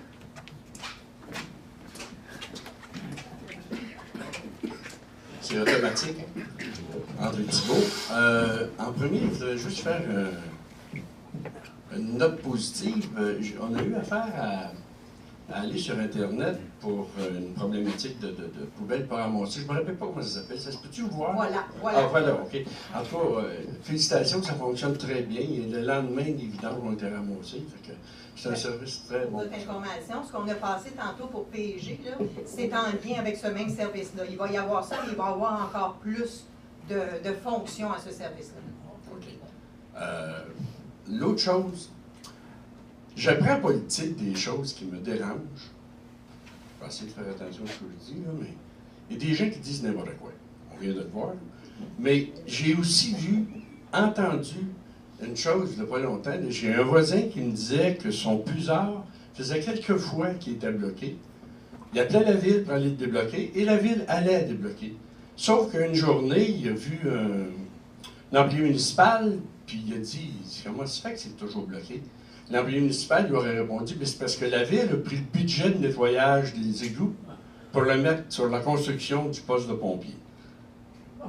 L'autre chose que j'ai entendue aussi, c'est chez McWalfeuse, où quelqu'un y avait dit la nouvelle caserne, c'est que des camions ils ont été obligés d'en rester un dehors parce qu'ils ne rentrent pas toute la game. On dit n'importe quoi dans la ville. Je comprends quand on a des visées politiques, on peut dire n'importe quoi là, pour essayer de détrôner ceux qui sont là. Mais des employés de la ville, ça me dérange. Je ne sais pas qu'est-ce qu'on peut faire avec ça, mais Je trouve ça un peu spécial comme façon de faire. C'est-tu normal la politique ou c'est moi qui n'ai rien dedans? Bien, je vous dirais, il y a peut-être le volet politique, mais il y a sûrement aussi le volet de la pression quand on est en négociation de convention collective, comme c'est le cas actuellement. Puis je ne dis pas que c'est ce qui a été fait, mais on peut présumer que ça pourrait être un outil qui a été utilisé à ce moment-là. Je ne peux pas vous garantir rien. La seule chose que je peux vous dire, c'est que quand on l'entend, quand on le voit, quand quelqu'un nous en témoigne, il y a des procédures qui sont faites. Il y a des avis au dossier des employés qui sont concernés, qui sont mis. Il y a même eu des suspensions qui ont été faites à certains employés qui ont dépassé les bornes. Ceci étant dit, on ne peut pas les suivre pas à pas. On fait appel au civisme et au sens de la responsabilité pour nos employés. Et pour la majorité des cas, je suis convaincue que c'est ce qui se passe. On n'aurait pas besoin de les suivre de toute façon. Dans votre deuxième volet, qui était concernant la caserne, vous savez, on en entend à tous les jours des choses qui sont dites concernant la caserne, mais j'inviterais les gens à aller s'installer en avant de la caserne actuelle, puis faire 3 pas de côté, puis regarder la caserne qu'on est en train de bâtir. C'est évident qu'elle est beaucoup plus grande, celle qu'on est en train de faire, que celle que nous avons actuellement. Puis actuellement, on n'a aucun véhicule qui reste dehors. Fait que je présume qu'à la grandeur de la caserne qu'on est en train de faire, on devrait être bon pour entrer tout ce qu'on a comme véhicule. OK. Dernière chose. Ça va pas non. Il faut que je réfléchisse et que je me calme aussi. C'est bon. La compagnie dont on a parlé tantôt, Bergevin-Laberge, ils n'ont pas été mentionnés à quelque chose dans la commission Charbonneau, là? Je ne sais pas s'ils ont été nommés à la commission Charbonneau. Ce que je sais, c'est qu'ils ne peuvent plus avoir accès aux contrats gouvernementaux parce qu'ils ont été reconnus pour, je ne me souviens pas quoi, là. Mais Okay. Ils ne sont pas accrédités. Ensuite, Ils ne OK. sont pas accrédités par l'AMF. OK. Puis l'autre chose, c'est quand on dit qu'il y a une augmentation, combien qu'il y a de rues de plus depuis que Bergevin-Laberge n'est plus là? Combien il y en a plus de rues dans la ville? Je n'ai pas ce détail-là par cœur, là. Mais il y a un ajustement annuel pour les kilomètres de rue. C'est tant du kilomètre, mais il y a un ajustement qui se fait annuellement. Puis je me rappelle aussi, il me semble, dans le contrat Bergevin-Laberge, que quand arrivait le mois d'avril, il y avait toujours des ajustements qui étaient prévus pour l'augmentation de gaz et tout ça. Là. Sauf que quand le gaz descendait, ils n'ont jamais descendu le prix. C'est drôle, on ne dit pas ça dans le montant. Vous savez, je vais vous donner un exemple très concret. En 2011, justement, à l'ouverture de l'appel d'offres qui avait été fait public sur SEAO et dont il y a 3 soumissionnaires qui avaient soumissionné. Je vous dirais, Bergevin-Laberge était à 245 964, moins cher que l'autre soumissionnaire qui était le 3e, là, à 455 700. Fait qu'en 2011, il y en avait un qui avait soumissionné à 455 700. Il y en avait un qui avait soumissionné à 293 926, puis Bergevin-Laberge était à 245 964. Mais c'est sûr que quand on soumissionne pour quelque chose, puis qu'on ne fournit pas la totalité des services comme les autres avaient soumissionné, c'est sûr qu'on va arriver plus bas. Puis quand on n'a personne pour faire respecter le contrat tel qu'il avait été écrit, c'est sûr que c'est le fun. Sauf que la journée où on est arrivé, puis qu'on a dit que là, il va respecter ce qui est écrit dans le contrat parce que c'est pour ça que les autres avaient aussi soumissionné, et c'est ça la légalité de la chose, c'est drôle, cette fois-ci, ils n'ont pas soumissionné. En passant, je suis peut-être un sbire, mais les questions que je pose, ils viennent de moi. Ils ne viennent pas de personne d'autre. Ça, je n'ai pas de C'est une misère à petite croire. flèche, ça. C'est bon, merci.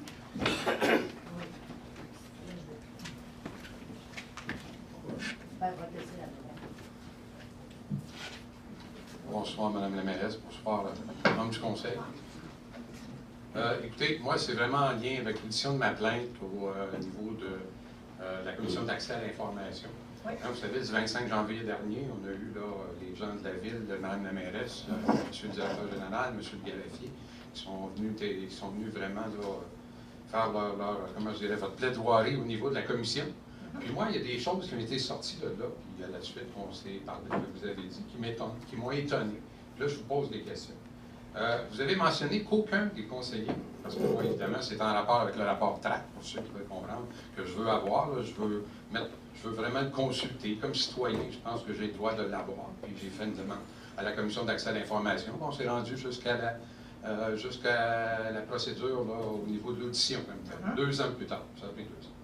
Vous avez mentionné qu'aucun des conseillers n'avait consulté le rapport TRAC et qu'il ne pouvait le consulter qu'en votre présence et le DG. OK.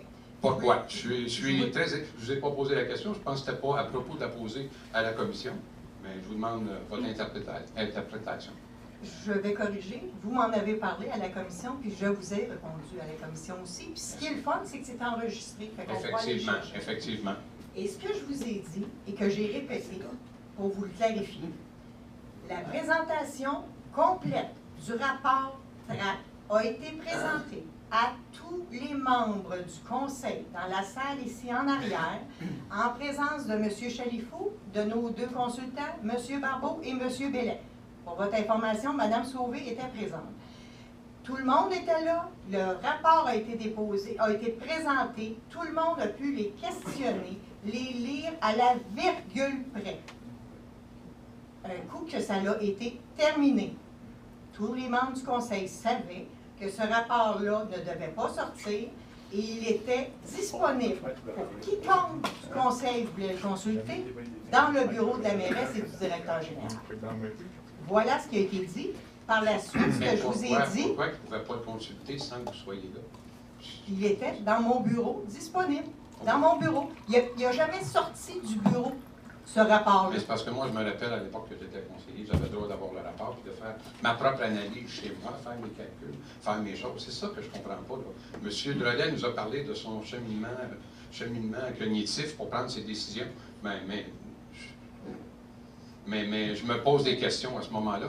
On voit le rapport, vous avez une présentation PowerPoint, c'est ce que j'ai compris. Oui. Mais présentation PowerPoint, on sait c'est quoi, on met ce qu'on veut là-dedans. C'est un peu comme ce qu'on nous a présenté, nous, à citoyens, où on nous a présenté à peu près Non, je corrige. Le rapport complet a été présenté en PowerPoint. Pas une synthèse. Le rapport complet a été présenté page par page. C'est ce que vous êtes appelé. Par page par le consultant de la firme TRAC. Maintenant, si vous vous dites que quand vous étiez là, vous le faisiez d'une façon, moi, je peux vous dire que vous aviez le droit, à même titre que nous, on a le droit de le faire de cette façon-là, et tout le monde était à l'aise.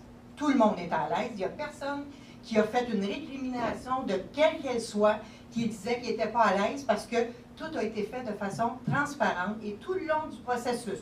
M. Simon peut en parler, il était présent, on a tout le monde participé. Fait que maintenant, que vous pensiez que ce n'est pas la bonne façon, vous avez le droit, je respecte ça, mais moi je respecte la décision qui a été prise au sein du conseil à l'effet que ce rapport-là devait rester dans le bureau, là, disponible à quiconque du conseil voulait le consulter. Maintenant, M. Drolet voulait dire quelque chose.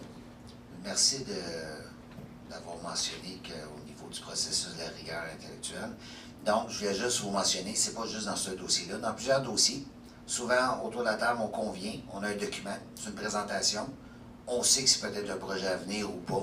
Et pour être sûr que personne oublie, échappe, quoi que ce soit un document où est-ce qu'il ne fait pas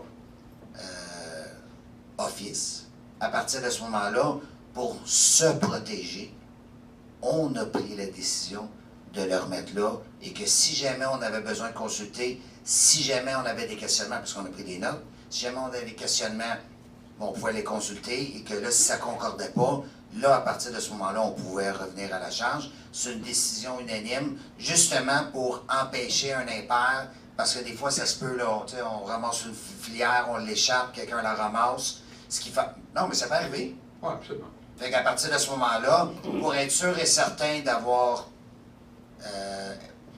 se protéger, là, personnellement, que si je l'échappe, ben moi, c'est sûr et certain, moi, je remets ma copie. Mais si j'ai des questions, je sais que je peux avoir un outil de référence. Mais vous n'avez pas jugé bon de poser d'autres questions. Ah non, ça a été fait. Ça a été fait, mais vous savez, un huis clos, ça demeure un huis clos. Ah oui, absolument. Parfait. Mais c'est parce que Mme la mairesse, lors de l'audition de la commission, elle a dit qu'il n'y a personne qui a demandé à le consulter, sauf Mme... À le consulter après avoir été avec les consultants et que les consultants ont répondu à toutes les questions. OK. Dernière question. Qu'avez-vous à cacher dans ce rapport? Pourquoi vous ne le rendez pas public? Moi, je vais vous dire, là, je comprends, vous allez me dire c'est à cause des poursuites, à cause de ci, à cause de ça. Mais à un moment donné, c'est les citoyens. Vous avez un beau mot écrit en haut de votre tête, transparence. Mais vous êtes le plus opaque des conseils que j'ai connus dans les dernières années que je fais médecin. Je vais vous répondre à ça, M. Pilon, que le rapport, je vous l'ai expliqué à plusieurs reprises. Vous êtes déjà venu à l'Assemblée du Conseil. Monsieur Ferland, Maître Ferland vous a répondu au droit d'accès à l'information. On en a parlé aussi en long et en large à la commission de protection à la commission du droit d'accès à l'information. Si vous le souhaitez, je peux vous le répéter encore ce soir. C'est un document qui contient des informations stratégiques, des informations qui vont nous servir pour des négociations éventuelles, que ce soit avec des partenaires, que ce soit avec un syndicat, et ça ne serait pas pour servir les intérêts des citoyens de la ville de Mercier que de donner ces informations-là à ces personnes. Merci. Merci. Et bonjour, mesdames, messieurs. Peut-être une petite question pour vous, il y a un sujet qui m'intéresse Oui, présentement. juste donner votre nom, s'il vous plaît. Ah, OK. Jacques Lambert, Merci. 21 rue de Beaulac, à Mercier. C'est concernant le CT du Haut-Saint-Laurent. Oui. La dernière fois que j'ai pas entendu parler, mais que j'ai lu des choses sur la CT du Haut-Saint-Laurent, c'était au mois d'août dernier. Puis ce qui avait sorti du conseil, c'est qu'on doit des quotes-parts de 630 000 à la CT du Haut-Saint-Laurent depuis 2014. Ça, c'était à la mi-août 2016. Et puis, il y avait un autre endroit, Madame Hélène Thibodeau, elle disait qu'elle avait envoyé une facture, un résidu de quotes-parts pour 2015 de 250 000. Mais ça, c'est probablement que c'est inclus dans le 630 000 que vous avez dit. Mais le 250 000 ou le 630 000, il y avait un autre endroit qui parlait de, ça nous coûtait ici à la ville de Mercier 2 500 $ de frais d'intérêt par mois. Puis ce que j'ai vu dans les comptes de dépenses de la municipalité, le mandat du CT du Haut-Saint-Laurent a été donné à la firme d'avocats Rancourt. Puis Rancourt a facturé à date, depuis à peu près 7-8 mois, au-dessus de 10 000 $ en frais d'avocat concernant le CT du Haut-Saint-Laurent Côte-Part. Ça, puis vous avez donné une résolution ici pour aller en cour supérieure. Un mandat à Rancourt pour la cour supérieure concernant le CT du Haut-Saint-Laurent. C'est ça pour savoir où s'est rendu tout ça. Est-ce que la ville de Mercier a payé ses quotes-parts? Si elle ne les a pas payés, est-ce que c'est vrai qu'on a des frais d'avocat? Par contre, moi, pas des frais d'avocat, c'est sûr. Les frais d'intérêt, ça, c'est certain. Je sais comment il fonctionne le CT du Haut-Saint-Laurent. Quand tu ne payes pas tes quotes-parts, ils donnent des intérêts. Le 630 000, y a-tu été payé? OK. Je vais vous répondre brièvement, puis par la suite, Mme Anderson sera en mesure de répondre plus en détail. Je pense que vous êtes très bien placé pour savoir comment c'est difficile de gérer et de négocier avec la CIT-HSL, puisque vous avez été pendant longtemps en arbitrage pendant que vous étiez maire à Mercier. Maintenant, le 600 quelques mille, il n'est pas versé à la CIT-HSL parce que nos avis juridiques, parce que notre prétention fait en sorte qu'on ne doit pas ces sommes d'argent-là au CIT-HSL. On ne paiera pas pour quelque chose qu'on ne doit pas. On a eu des règles qui ont été établies, il y a eu un nouveau décret qui a été passé et tout le monde a adhéré, on a toutes les preuves, on a notre avocat Maître Rancourt, puis en passant, on a choisi le même avocat que vous aviez choisi à l'époque dans ce dossier-là, parce qu'il y avait l'historique du dossier. Fait qu'il est capable de partir du début, aller jusqu'à aujourd'hui, en ayant un historique, ce qui nous amène à économiser, parce qu'un nouvel avocat, en partant du début, aurait eu beaucoup de frais juste pour se mettre à jour dans le dossier. Combien qu'on ne doit pas au CT du Haut-Saint-Laurent? Je n'ai pas ces chiffres-là par cœur, mais c'est joue dans les 600 000 comme vous venez de dire. Non, mais de 600 000, moi, on estime qu'il y a au moins 250 000 qu'on ne devrait pas payer. Ça, c'était au mois d'août. C'était 2014-2015, ça a été dû au mois d'août. Là, on est rendu en 2017. Il y a eu un autre solde à payer, là, soit à la fin de 2016, ou soit qu'il va en avoir pour 2017. Non, ça, puis on dirait que ça joue dans le 250. C'est toujours le même montant. On paye quand même une partie des quotes-parts, mais la partie du 600 000, on attend, parce que selon nous, il y a des montants là-dedans qu'on ne doit pas payer.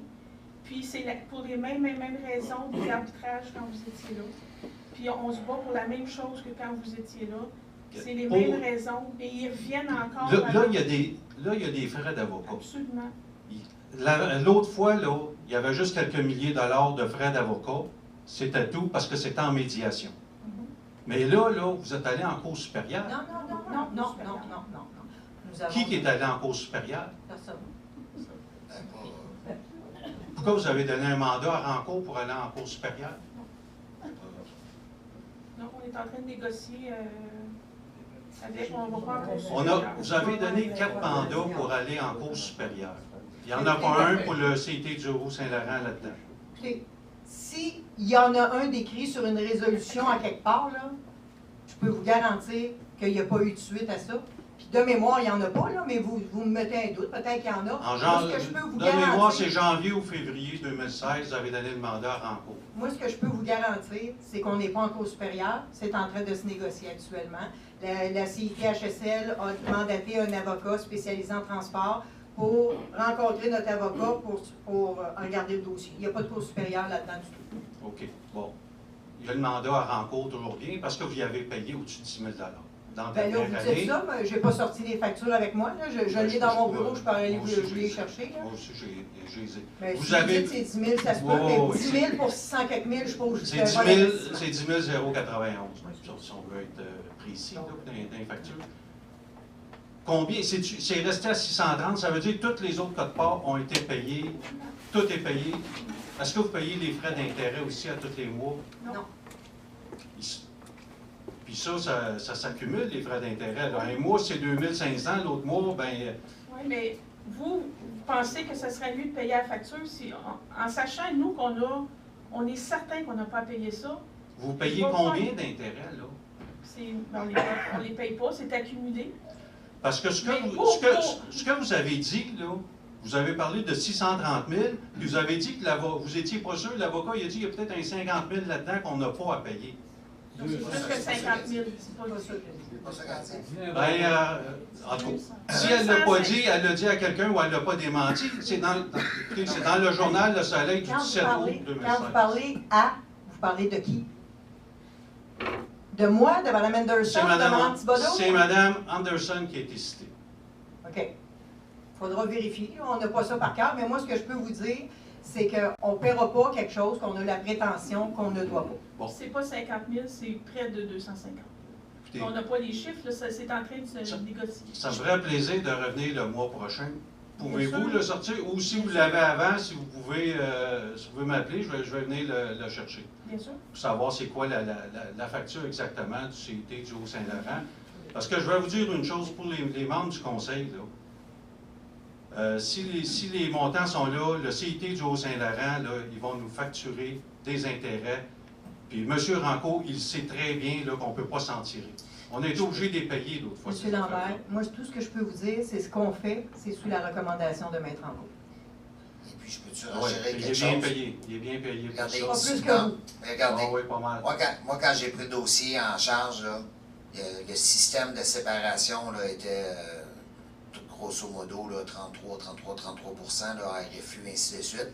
Et puis, on a fait passer la représentation proportionnelle à la population, le rep by pop, et pour le vote et pour la facturation, on abolissait le principe de corridor.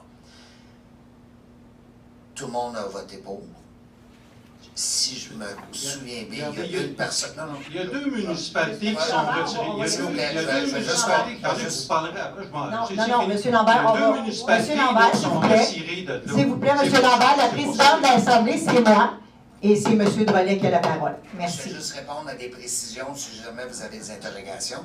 À partir de ce moment-là, au niveau de le rep by pop, le principe de la représentation proportionnelle a été reconnu pour le droit de vote. On a passé de 1 vote sur 8 à 4 voix sur 9. Ça a été un décret ministériel. Et au niveau de répartition des coûts, c'était exactement la même chose. C'est qu'un coup qui ont voté ça, à partir de ce moment-là, il y a des gens qui se sont rendus compte que ça augmentait probablement leur facture. Mais ça a été adopté. Ensuite de ça, oui, il y a 2 villes qui se sont retirées. À partir de ce moment-là, quand ils décident de se retirer, ils ont fermé l'année en date du 28 février 2015, mais on a reparti une autre en mars 2015. Et à partir de ce moment-là, c'est avec le nouveau décret. Fait qu'à partir de ce moment-là, le nouveau décret, c'est ce qui a été adopté. Et notre prétention, c'est que c'est le principe de la représentation proportionnelle à la population. On abolit les corridors. Ça a été, ils l'ont fait pour le vote, mais ensuite de ça, au niveau de la facture, eux, ils disent que c'est pas vraiment ça qui ont été calculés parce qu'ils se sont rendus compte que ça coûtait trop cher. Fait qu'ils dans le fond, puis c'est correct. Il y en a qui essaient de refiler la facture, puis c'est leur prétention, c'est leur droit. Et à partir de ce moment-là, ben, ils ont... C'est pas... Huntingdon et une autre municipalité sont retirés. Il en reste pratiquement plus de municipalités. Oui. En gros, il reste Mercier et Sainte-Martine. Oui, mais, Bon. principalement les revenus... Regardez, s'il y a un litige sur 670 000, là, il n'y a pas grand monde là, qui vont payer ça. Huntingdon ne paieront pas, ils ne sont plus là. Good Manchester, ils ne sont plus là, ou une autre municipalité. Ça fait qu'il en reste plus gros, puis les autres, c'est des municipalités de 500 personnes. Ça fait qu'il en reste 2 pour payer. C'est Sainte-Martine et puis Mercier. Puis à date, avec le CT du Haut-Saint-Laurent, Sainte-Martine ont toujours payé leur quote-part. Ça fait qu'il reste Mercier. Vous pouvez bien dire qu'on a un vote de plus ou quelque chose comme ça, mais le monétaire, le coût à payer, là, il reste toujours là. Monsieur Il Lambert, va rester là, puis il y a quelqu'un qui va le payer. Monsieur Lambert, je vais vous poser la question.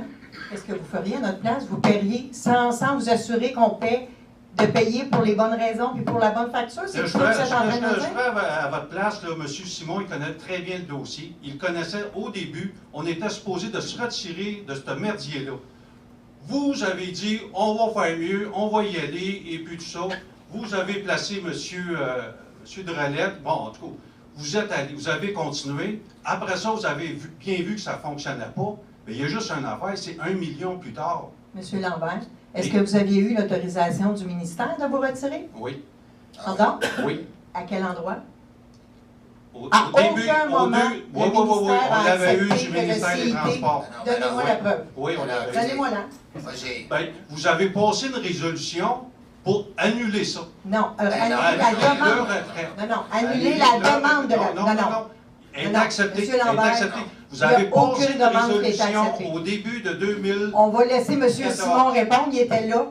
Il n'y a aucune... Mais de toute façon, on a le montant à payer, là, au bout de la ligne, là, le compte de taxes des citoyens, là, c'est ça. C'est ce qu'on va avoir à payer. Monsieur Là, vous Lambert. achetez toutes sortes d'affaires avec les surplus. Monsieur Lambert, N'oubliez pas, là, Monsieur Lambert, un c'est instant, Jean-Luc un dedans. instant. Monsieur Lambert, Monsieur Simon avait la parole. Je sais que quand c'était vous qui étiez là, vous ne maîtrisiez pas vos assemblées. Moi, je vais y maîtriser. Là, la parole est à Monsieur Simon. Monsieur Simon, allez-y. C'est moi qui décide pour vous. Ah, OK. Premièrement, le ministère n'a jamais donné son approbation pour qu'on quitte le CIT du Haut-Saint-Laurent. Deuxièmement, la première rencontre du CIT, lorsque notre conseil-ci a été élu, j'étais présent.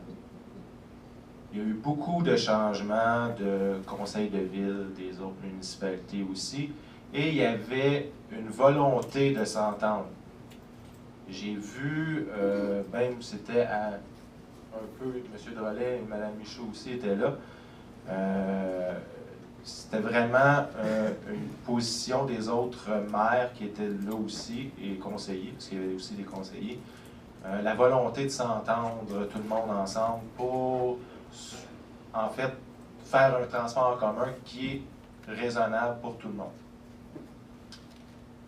Avec la mairesse de Sainte-Martine, avec le maire d'Huntington qui était là encore, qui était encore sur la CIT, le maire, en tout cas tous les autres maires, le maire de Trin-Saint-Sacrement aussi, qui était là aussi quand je siégeais au CIT.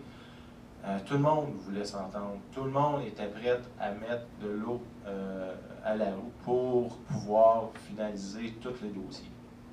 Fait que, par rapport à ça, nous, comme on a emmené ça au conseil, et ben, on a pris la décision de donner une autre chance. Mais on s'est fait encore avoir. C'est tout simplement ça. Et je veux juste spécifier, en plus de ça, Tu demandes à quoi? Ben, on va laisser M. Drolet complémenter, puis après ouais, ça, je vais vous revenir. juste pour vous dire, avec le retrait de Huntington et de Grand Manchester, 85 de la clientèle, c'est la ville de Mercier. C'est les nouveaux chiffres, 85 de la clientèle, 85 des revenus. Sauf que les revenus, grosso modo, les litiges, c'est qu'on veut imputer 100 de la défense, mais on va splitter les revenus. Moi, je trouve ça. Et n'importe qui est brillant un minimum va dire, ben non, tu m'imputes 100 de la dépense. Ben c'est correct, mais donne-moi 100 des revenus. C'est payant pour la ville de Mercier. On représente 40 du 85 c'est le parc Mercier. Le 7 minutes, là, c'est excessivement payant. Oh non, non, non, sur les revenus, on remet ça tout le monde ensemble. Mais la dépense, c'est toi qui l'as. Voyons non. C'est correct, quoi, M. Lambert. Peut-être que vous trouvez que ça a du bon sens. Bien, gouverner, c'est décider. Moi, je trouve que ça n'a pas de bon sens. Parfait, M. Lambert. Pour terminer, le montant des quote-parts qu'on ne doit pas toutes, quand je pourrais l'avoir, ça? Est-ce que je l'attends le mois prochain ici, je suis obligé de le demander, ou quelqu'un peut le sortir, parce que... Vous donnerez vos coordonnées à Maître Ferland, puis aussitôt que ça sera disponible, Maître Ferland, vous rentrez en contact avec vous. Est-ce que je l'appelle? Bien là, on se parle. Est-ce que je vous appelle, vous m'appelez, je viendrai chercher le document ou un email? Je pourrais vous l'envoyer par courriel aussi. OK, j'envoie mon courriel demain. Excellent. Puis l'autre chose, là, qu'est-ce qui est bien important, là, vous l'avez dit, là, Mercier, là, c'est 80 d'utilisation du transport en commun du CIT au Saint-Laurent. Monsieur Le Lambert. si on doit 670 000 à la CIT du Haut-Saint-Laurent, là, je peux vous dire une chose, on va en payer une méchante partie là-dessus. Monsieur Parce Lambert. que la CIT du Haut-Saint-Laurent, c'est un déficit. À 85 c'est Mercier. Non, M. Lambert, ça, c'est un petit peu tourner les coins ronds, je vous dirais. Là. Qui On a va beau, payer à part? laissez-moi compléter, s'il vous plaît. On a beau avoir 85 des personnes qui embarquent sur un territoire qui est de 45 km². Merci, on s'entend? Saint-Jean-Baptiste, on s'en va là. C'est ça notre territoire. Quand on part de Huntington avec un coach, avec 2 personnes dedans, puis qui s'en vient jusqu'à Mercier, d'après vous, est-ce qu'il coûte moins cher quand il part à Huntington puis qu'il s'en vient là, puis qu'il commence à coûter plus cher parce qu'on embarque plus de monde dedans? Non. Il coûte cher quand il part de Huntington avec 2 personnes dedans. On n'a pas voulu faire cette modification-là parce qu'il voulait continuer à garder les coachs à l'autre bout là-bas. Ça, là, ce n'est pas d'économie. Et c'est pas vrai que c'est les citoyens de Mercier qui vont payer à 85 comme vous le dites, parce qu'il y a un coach avec 2 personnes qui part d'un C'est M. Drolet qui a dit 85 ce que je ne savais pas c'était 85 Non, parce que dans le temps, c'était pas 85 parce que Huntington était là, puis non, l'autre parce que municipalité. là, vous dérivez, là. Ce que vous me dites, c'est que Mercier doit payer 85 de la facture parce qu'on utilise à 85 Non. J'ai dit, s'il a dit qu'on est 85 quand on va passer en cours, là, Monsieur Lambert, s'il vous plaît, 85 laissez-nous on va compléter, payer s'il une vous plaît. méchante shot sur le Monsieur Lambert, laissez-nous compléter la réponse. plus les avocats. Monsieur Lambert, laissez-nous compléter la réponse. Merci. Donc, 85 des utilisations du transport en commun ne veut pas dire payer 85 des frais Du du déficit. CIT. C'est pas vrai. Si on garde le 7 minutes dans le parc Mercier, parce qu'il y a juste les citoyens de Mercier qui en bénéficient, mais quand on part de Mercier et qu'on s'en va à Huntington, les citoyens de Mercier n'ont pas à payer pour ça non plus. Quand vous Donc, regarderez c'est bon ça pour- à tête Monsieur reposée, Lambert, là, je n'ai pas terminé ma réponse. Regardez ça à tête Monsieur reposée, Lambert, allez voir combien je n'ai pas terminé ma réponse. Ce qui est bon pour Pitou est bon pour Minou. Si on paye... Comment vous tout m'avez seul- appelé? Non, j'ai dit ce qui est bon pour Pitou est bon pour Minou. Si on paye tout seul pour le 7 minutes dans le parc Mercier, on ne payera pas pour les kilomètres qui sont à la sortie de la ville de Mercier à aller jusqu'à Huntington. Ce qui est bon pour Pitou est bon pour Minou. Bon, ça, on va présenter ça à un juge. Rancourt, là, maître Rancourt, c'est un avocat. Probablement qu'il prépare un dossier pour présenter ça devant un juge. Parce que le CIT, eux autres, se préparent pour aller devant un juge. Il y a quelqu'un qui va trancher à quelque part. Monsieur La Lambert, cote-part, là, Monsieur elle va se Lambert. payer à quelque part. Monsieur Lambert, on vient de vous dire qu'ils sont en train de négocier. À même titre que quand vous étiez là, il y a eu des négociations, puis il y a eu Les une décision. négociations, là, ça ne changera pas le montant. C'est ça que j'essaie de vous faire comprendre. La négociation ne changera pas le montant. Ça va juste changer la cote-part de chacun. Comme M. Drolet dit, Mercier emprunte 85 à cette heure, là, le transport en commun, ça fait qu'on a des bonnes chances. On a des bonnes chances d'en payer pas loin de ça. Non, ben non, on représente 45 de la population à peu près.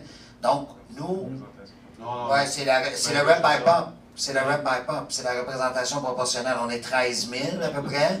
Puis rajouter les villes. Regardez. Désolé. Non, Faites non, juste mais, additionner, c'est 50 non, mais Huntingdon n'est plus là. Avant, là, on était à 60 Huntingdon et une autre municipalité ne sont pas là. Ça veut dire que Mercier, là... Pas au niveau de la population, impossible. Vous vous trompez dans vos chiffres, M. Lambert, c'est correct. Puis je vous respecte là-dedans, parce que vous les avez pas devant on va dire les 13 000, prenez Saint-Martin, qui sont à peu près 4 500, 5 000, Harwick 600, Très-Saint-Sacrement 1400, puis Armstrong, je ne devrais pas me tromper, autour de 3 000. Fait qu'on additionne tout ça, on fait 13 000 divisé par tout ça, c'est au chiffre du 1er janvier 2013. Voici le montant de la population, et selon nous, voici le montant de la facture. Ça, c'est l'argument. Parfait. Là, vous avez émis plusieurs arguments. Pas une question mais il reste toujours le... Au bout de la ligne, là, c'est le montant que monsieur va me donner demain là, pour ce que la ville a été facturée pour. Mais c'est ça qui va rester au bout de la ligne. C'est ça qui va rester à payer. Seule chose, c'est bon que vous le sachiez, que vous le gardiez en tête, parce que quand vous dépensez tous les argents, là, payer avec les surplus, il y a des choses à payer. Monsieur Lambert, on va laisser Mme Anderson répondre. Je vais vous rassurer. Oui. L'argent qu'on doit, je ne sais pas le montant, là, je dis n'importe quoi, mettons 650 000, est dans les comptes à payer des derniers états financiers. Donc, ne sont pas inclus dans les surplus. Et voilà. Alors, je vous rassure, nous ne dépensons pas cet argent-là maintenant. Ils sont enregistrés comme comptes à payer dans les états financiers. Pour quelle année? Celui qu'on vient de... 2015. 2015. Quand l'année est finie, là, les argents qui restent, ça va dans les surplus? Pas s'ils sont enregistrés comme compte à payer. Bon. Là, il y a 630 000. Oui, on ne les dépense pas. Ils bon. sont là. Ça veut dire, là, avec tout ce que vous dépensez, tout ceux-là, il va toujours rester là au moins. Exactement, je vous rassure. Bon. Exactement. On n'ira pas fouiller dans les surplus, comme vous dites. Parce qu'on fait une gestion responsable, puis on a gardé les sommes d'argent de côté. En tout cas, bon, il y a bien des comptes que la Ville ne paye pas, mais en tout cas, c'est pas plus grave que ça. Heureusement. Je vous envoie mon adresse demain. Merci. Allez, bonne soirée. Bonne soirée. Les élections qui s'en viennent. OK, on va... Monsieur Lambert, Monsieur Lambert, s'il vous plaît. C'est lui qui harcèle, là. Hein? C'est monsieur Lambert qui harcèle tout le temps. Oui, j'ai dit, on arrête ça, et on arrête ça pour Monsieur Lambert aussi. Merci. Dans les récents budgets de l'année 2016, vous aviez prévu la police à 3,2 millions dans vos bilans de l'année 2016. Oui. Quand on regarde les comptes à payer que vous avez versés à la Ville de Châteauguay, on arrive à un montant d'1,7 000 et 80 000. Donc, moi, ma question principale là, va être très claire. C'est si vous avez prévu 3,2 millions, pourquoi vous avez remboursé 1,8 million à Châteauguay? C'est simple, c'est parce qu'on a commencé à faire le processus de notre mise en place d'un service de police en 2016. Puis les autorisations ont tardé, donc on les a eues en fin d'année 2016. Mais le montant qui est là, c'est un montant qu'on va se réserver dans notre surplus à la fin de l'année 2016, qui va nous permettre de mettre notre service de police en place. Est-ce que le 1,4 million de différence qu'on a été mis dans un réserve ou été... C'est ce qu'on va faire en fin d'année. Donc, il n'a pas été fait présentement? Bien, on ne peut pas le faire, la fin d'année n'est pas faite. Votre bilan, non, mais quand vous parlez de surplus dans vos bilans financiers, là... Bien, l'année financière, au 31 décembre 2016, les états financiers ne sont pas faits encore. Les comptables sont ici, sont en train de le faire. Okay. Fait que quand on va faire déposer les états financiers au 31 décembre terminé, là-dedans, il va y avoir compris une réserve justement pour ça, mais à même les surplus, mais qui va être identifiée pour ça. Parfait. En décembre 2016, la Ville de Mercier a envoyé une mise en demeure à un citoyen qui s'est exprimé sur les réseaux sociaux. Est-ce que c'est une nouvelle politique de la Ville d'utiliser de l'argent pour payer des huissiers, pour envoyer des citoyens qui s'expriment sur les réseaux sociaux? Je vais laisser Maître Ferland répondre parce que... C'est moi qui ai envoyé cette mise en demeure. Selon moi, les propos qui ont été tenus portaient atteinte... Maître Ferland, je vous demanderais de rapprocher votre prise. Alors, selon moi, les propos tenus portaient atteinte à ma réputation, à moi personnellement, également à ma réputation en tant que président d'élection. Alors j'ai demandé à cette personne-là de cesser. Je lui ai expliqué pourquoi. Pourquoi je me sentais de cette façon-là, je lui ai demandé de cesser. Donc, je l'ai transmis précédemment. vous avez pris des argents de la ville pour faire ça? Effectivement, pour payer l'huissier, comme vous dites, effectivement. Maître Ferland, avez-vous lu le tweet? Monsieur Pilon, Non, Monsieur mais Pilon, ça me j'aimerais ça. concerne, hein? Monsieur C'est moi, Pilon, oui, qu'on absolument. intimide. Monsieur C'est moi Pilon, qu'on intimide. Madame, je voudrais juste que madame, vous arrêtez vouliez au micro. d'intimider le monde. Non, je Hein? n'intimide pas personne, je Ben, veux ça, juste ça avoir un concerne. décorum. Je vous demande juste de venir au micro si vous avez à parler, il n'y a pas de problème. Parfait, merci. Merci. Vous n'avez pas l'intention d'en faire notre procès ici, c'est sûr et certain. Mais Maître Ferland, est-ce que vous avez lu le tweet? Pouvez-vous me le citer? En fait, moi, ce que j'ai lu, c'est l'article de journal. Oui, puis vous avez Dans l'article de vous journal, m'avez fait on parvenir une reprenait- mise en demeure, copie au journal. On reprenait vos propos dans le Absolument. journal. Absolument. Ces propos-là, selon moi, portaient atteinte à ma Ben, je crois réputation pas. en Je tant crois que président pas. des Moi, si j'avais voulu aller plus loin, je n'ai pas de problème. là. Je pense que c'est de l'intimidation. Donc, moi, je pense que ce n'est pas de l'intimidation. Bon.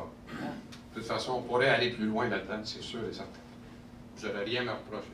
Vous savez, quand on lit les tweets de M. Trump, là, il y a une marge entre un tweet qui est vu par 40 personnes. Il y a une vraiment de marge.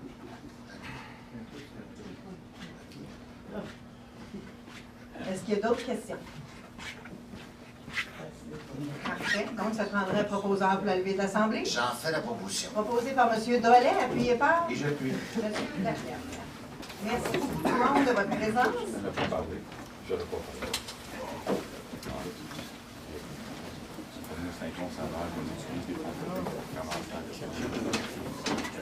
Pardon? Hein? Ah, c'est de l'intimidation. Mais, n'importe qui lire, c'est niaiseux. C'est tellement niaiseux.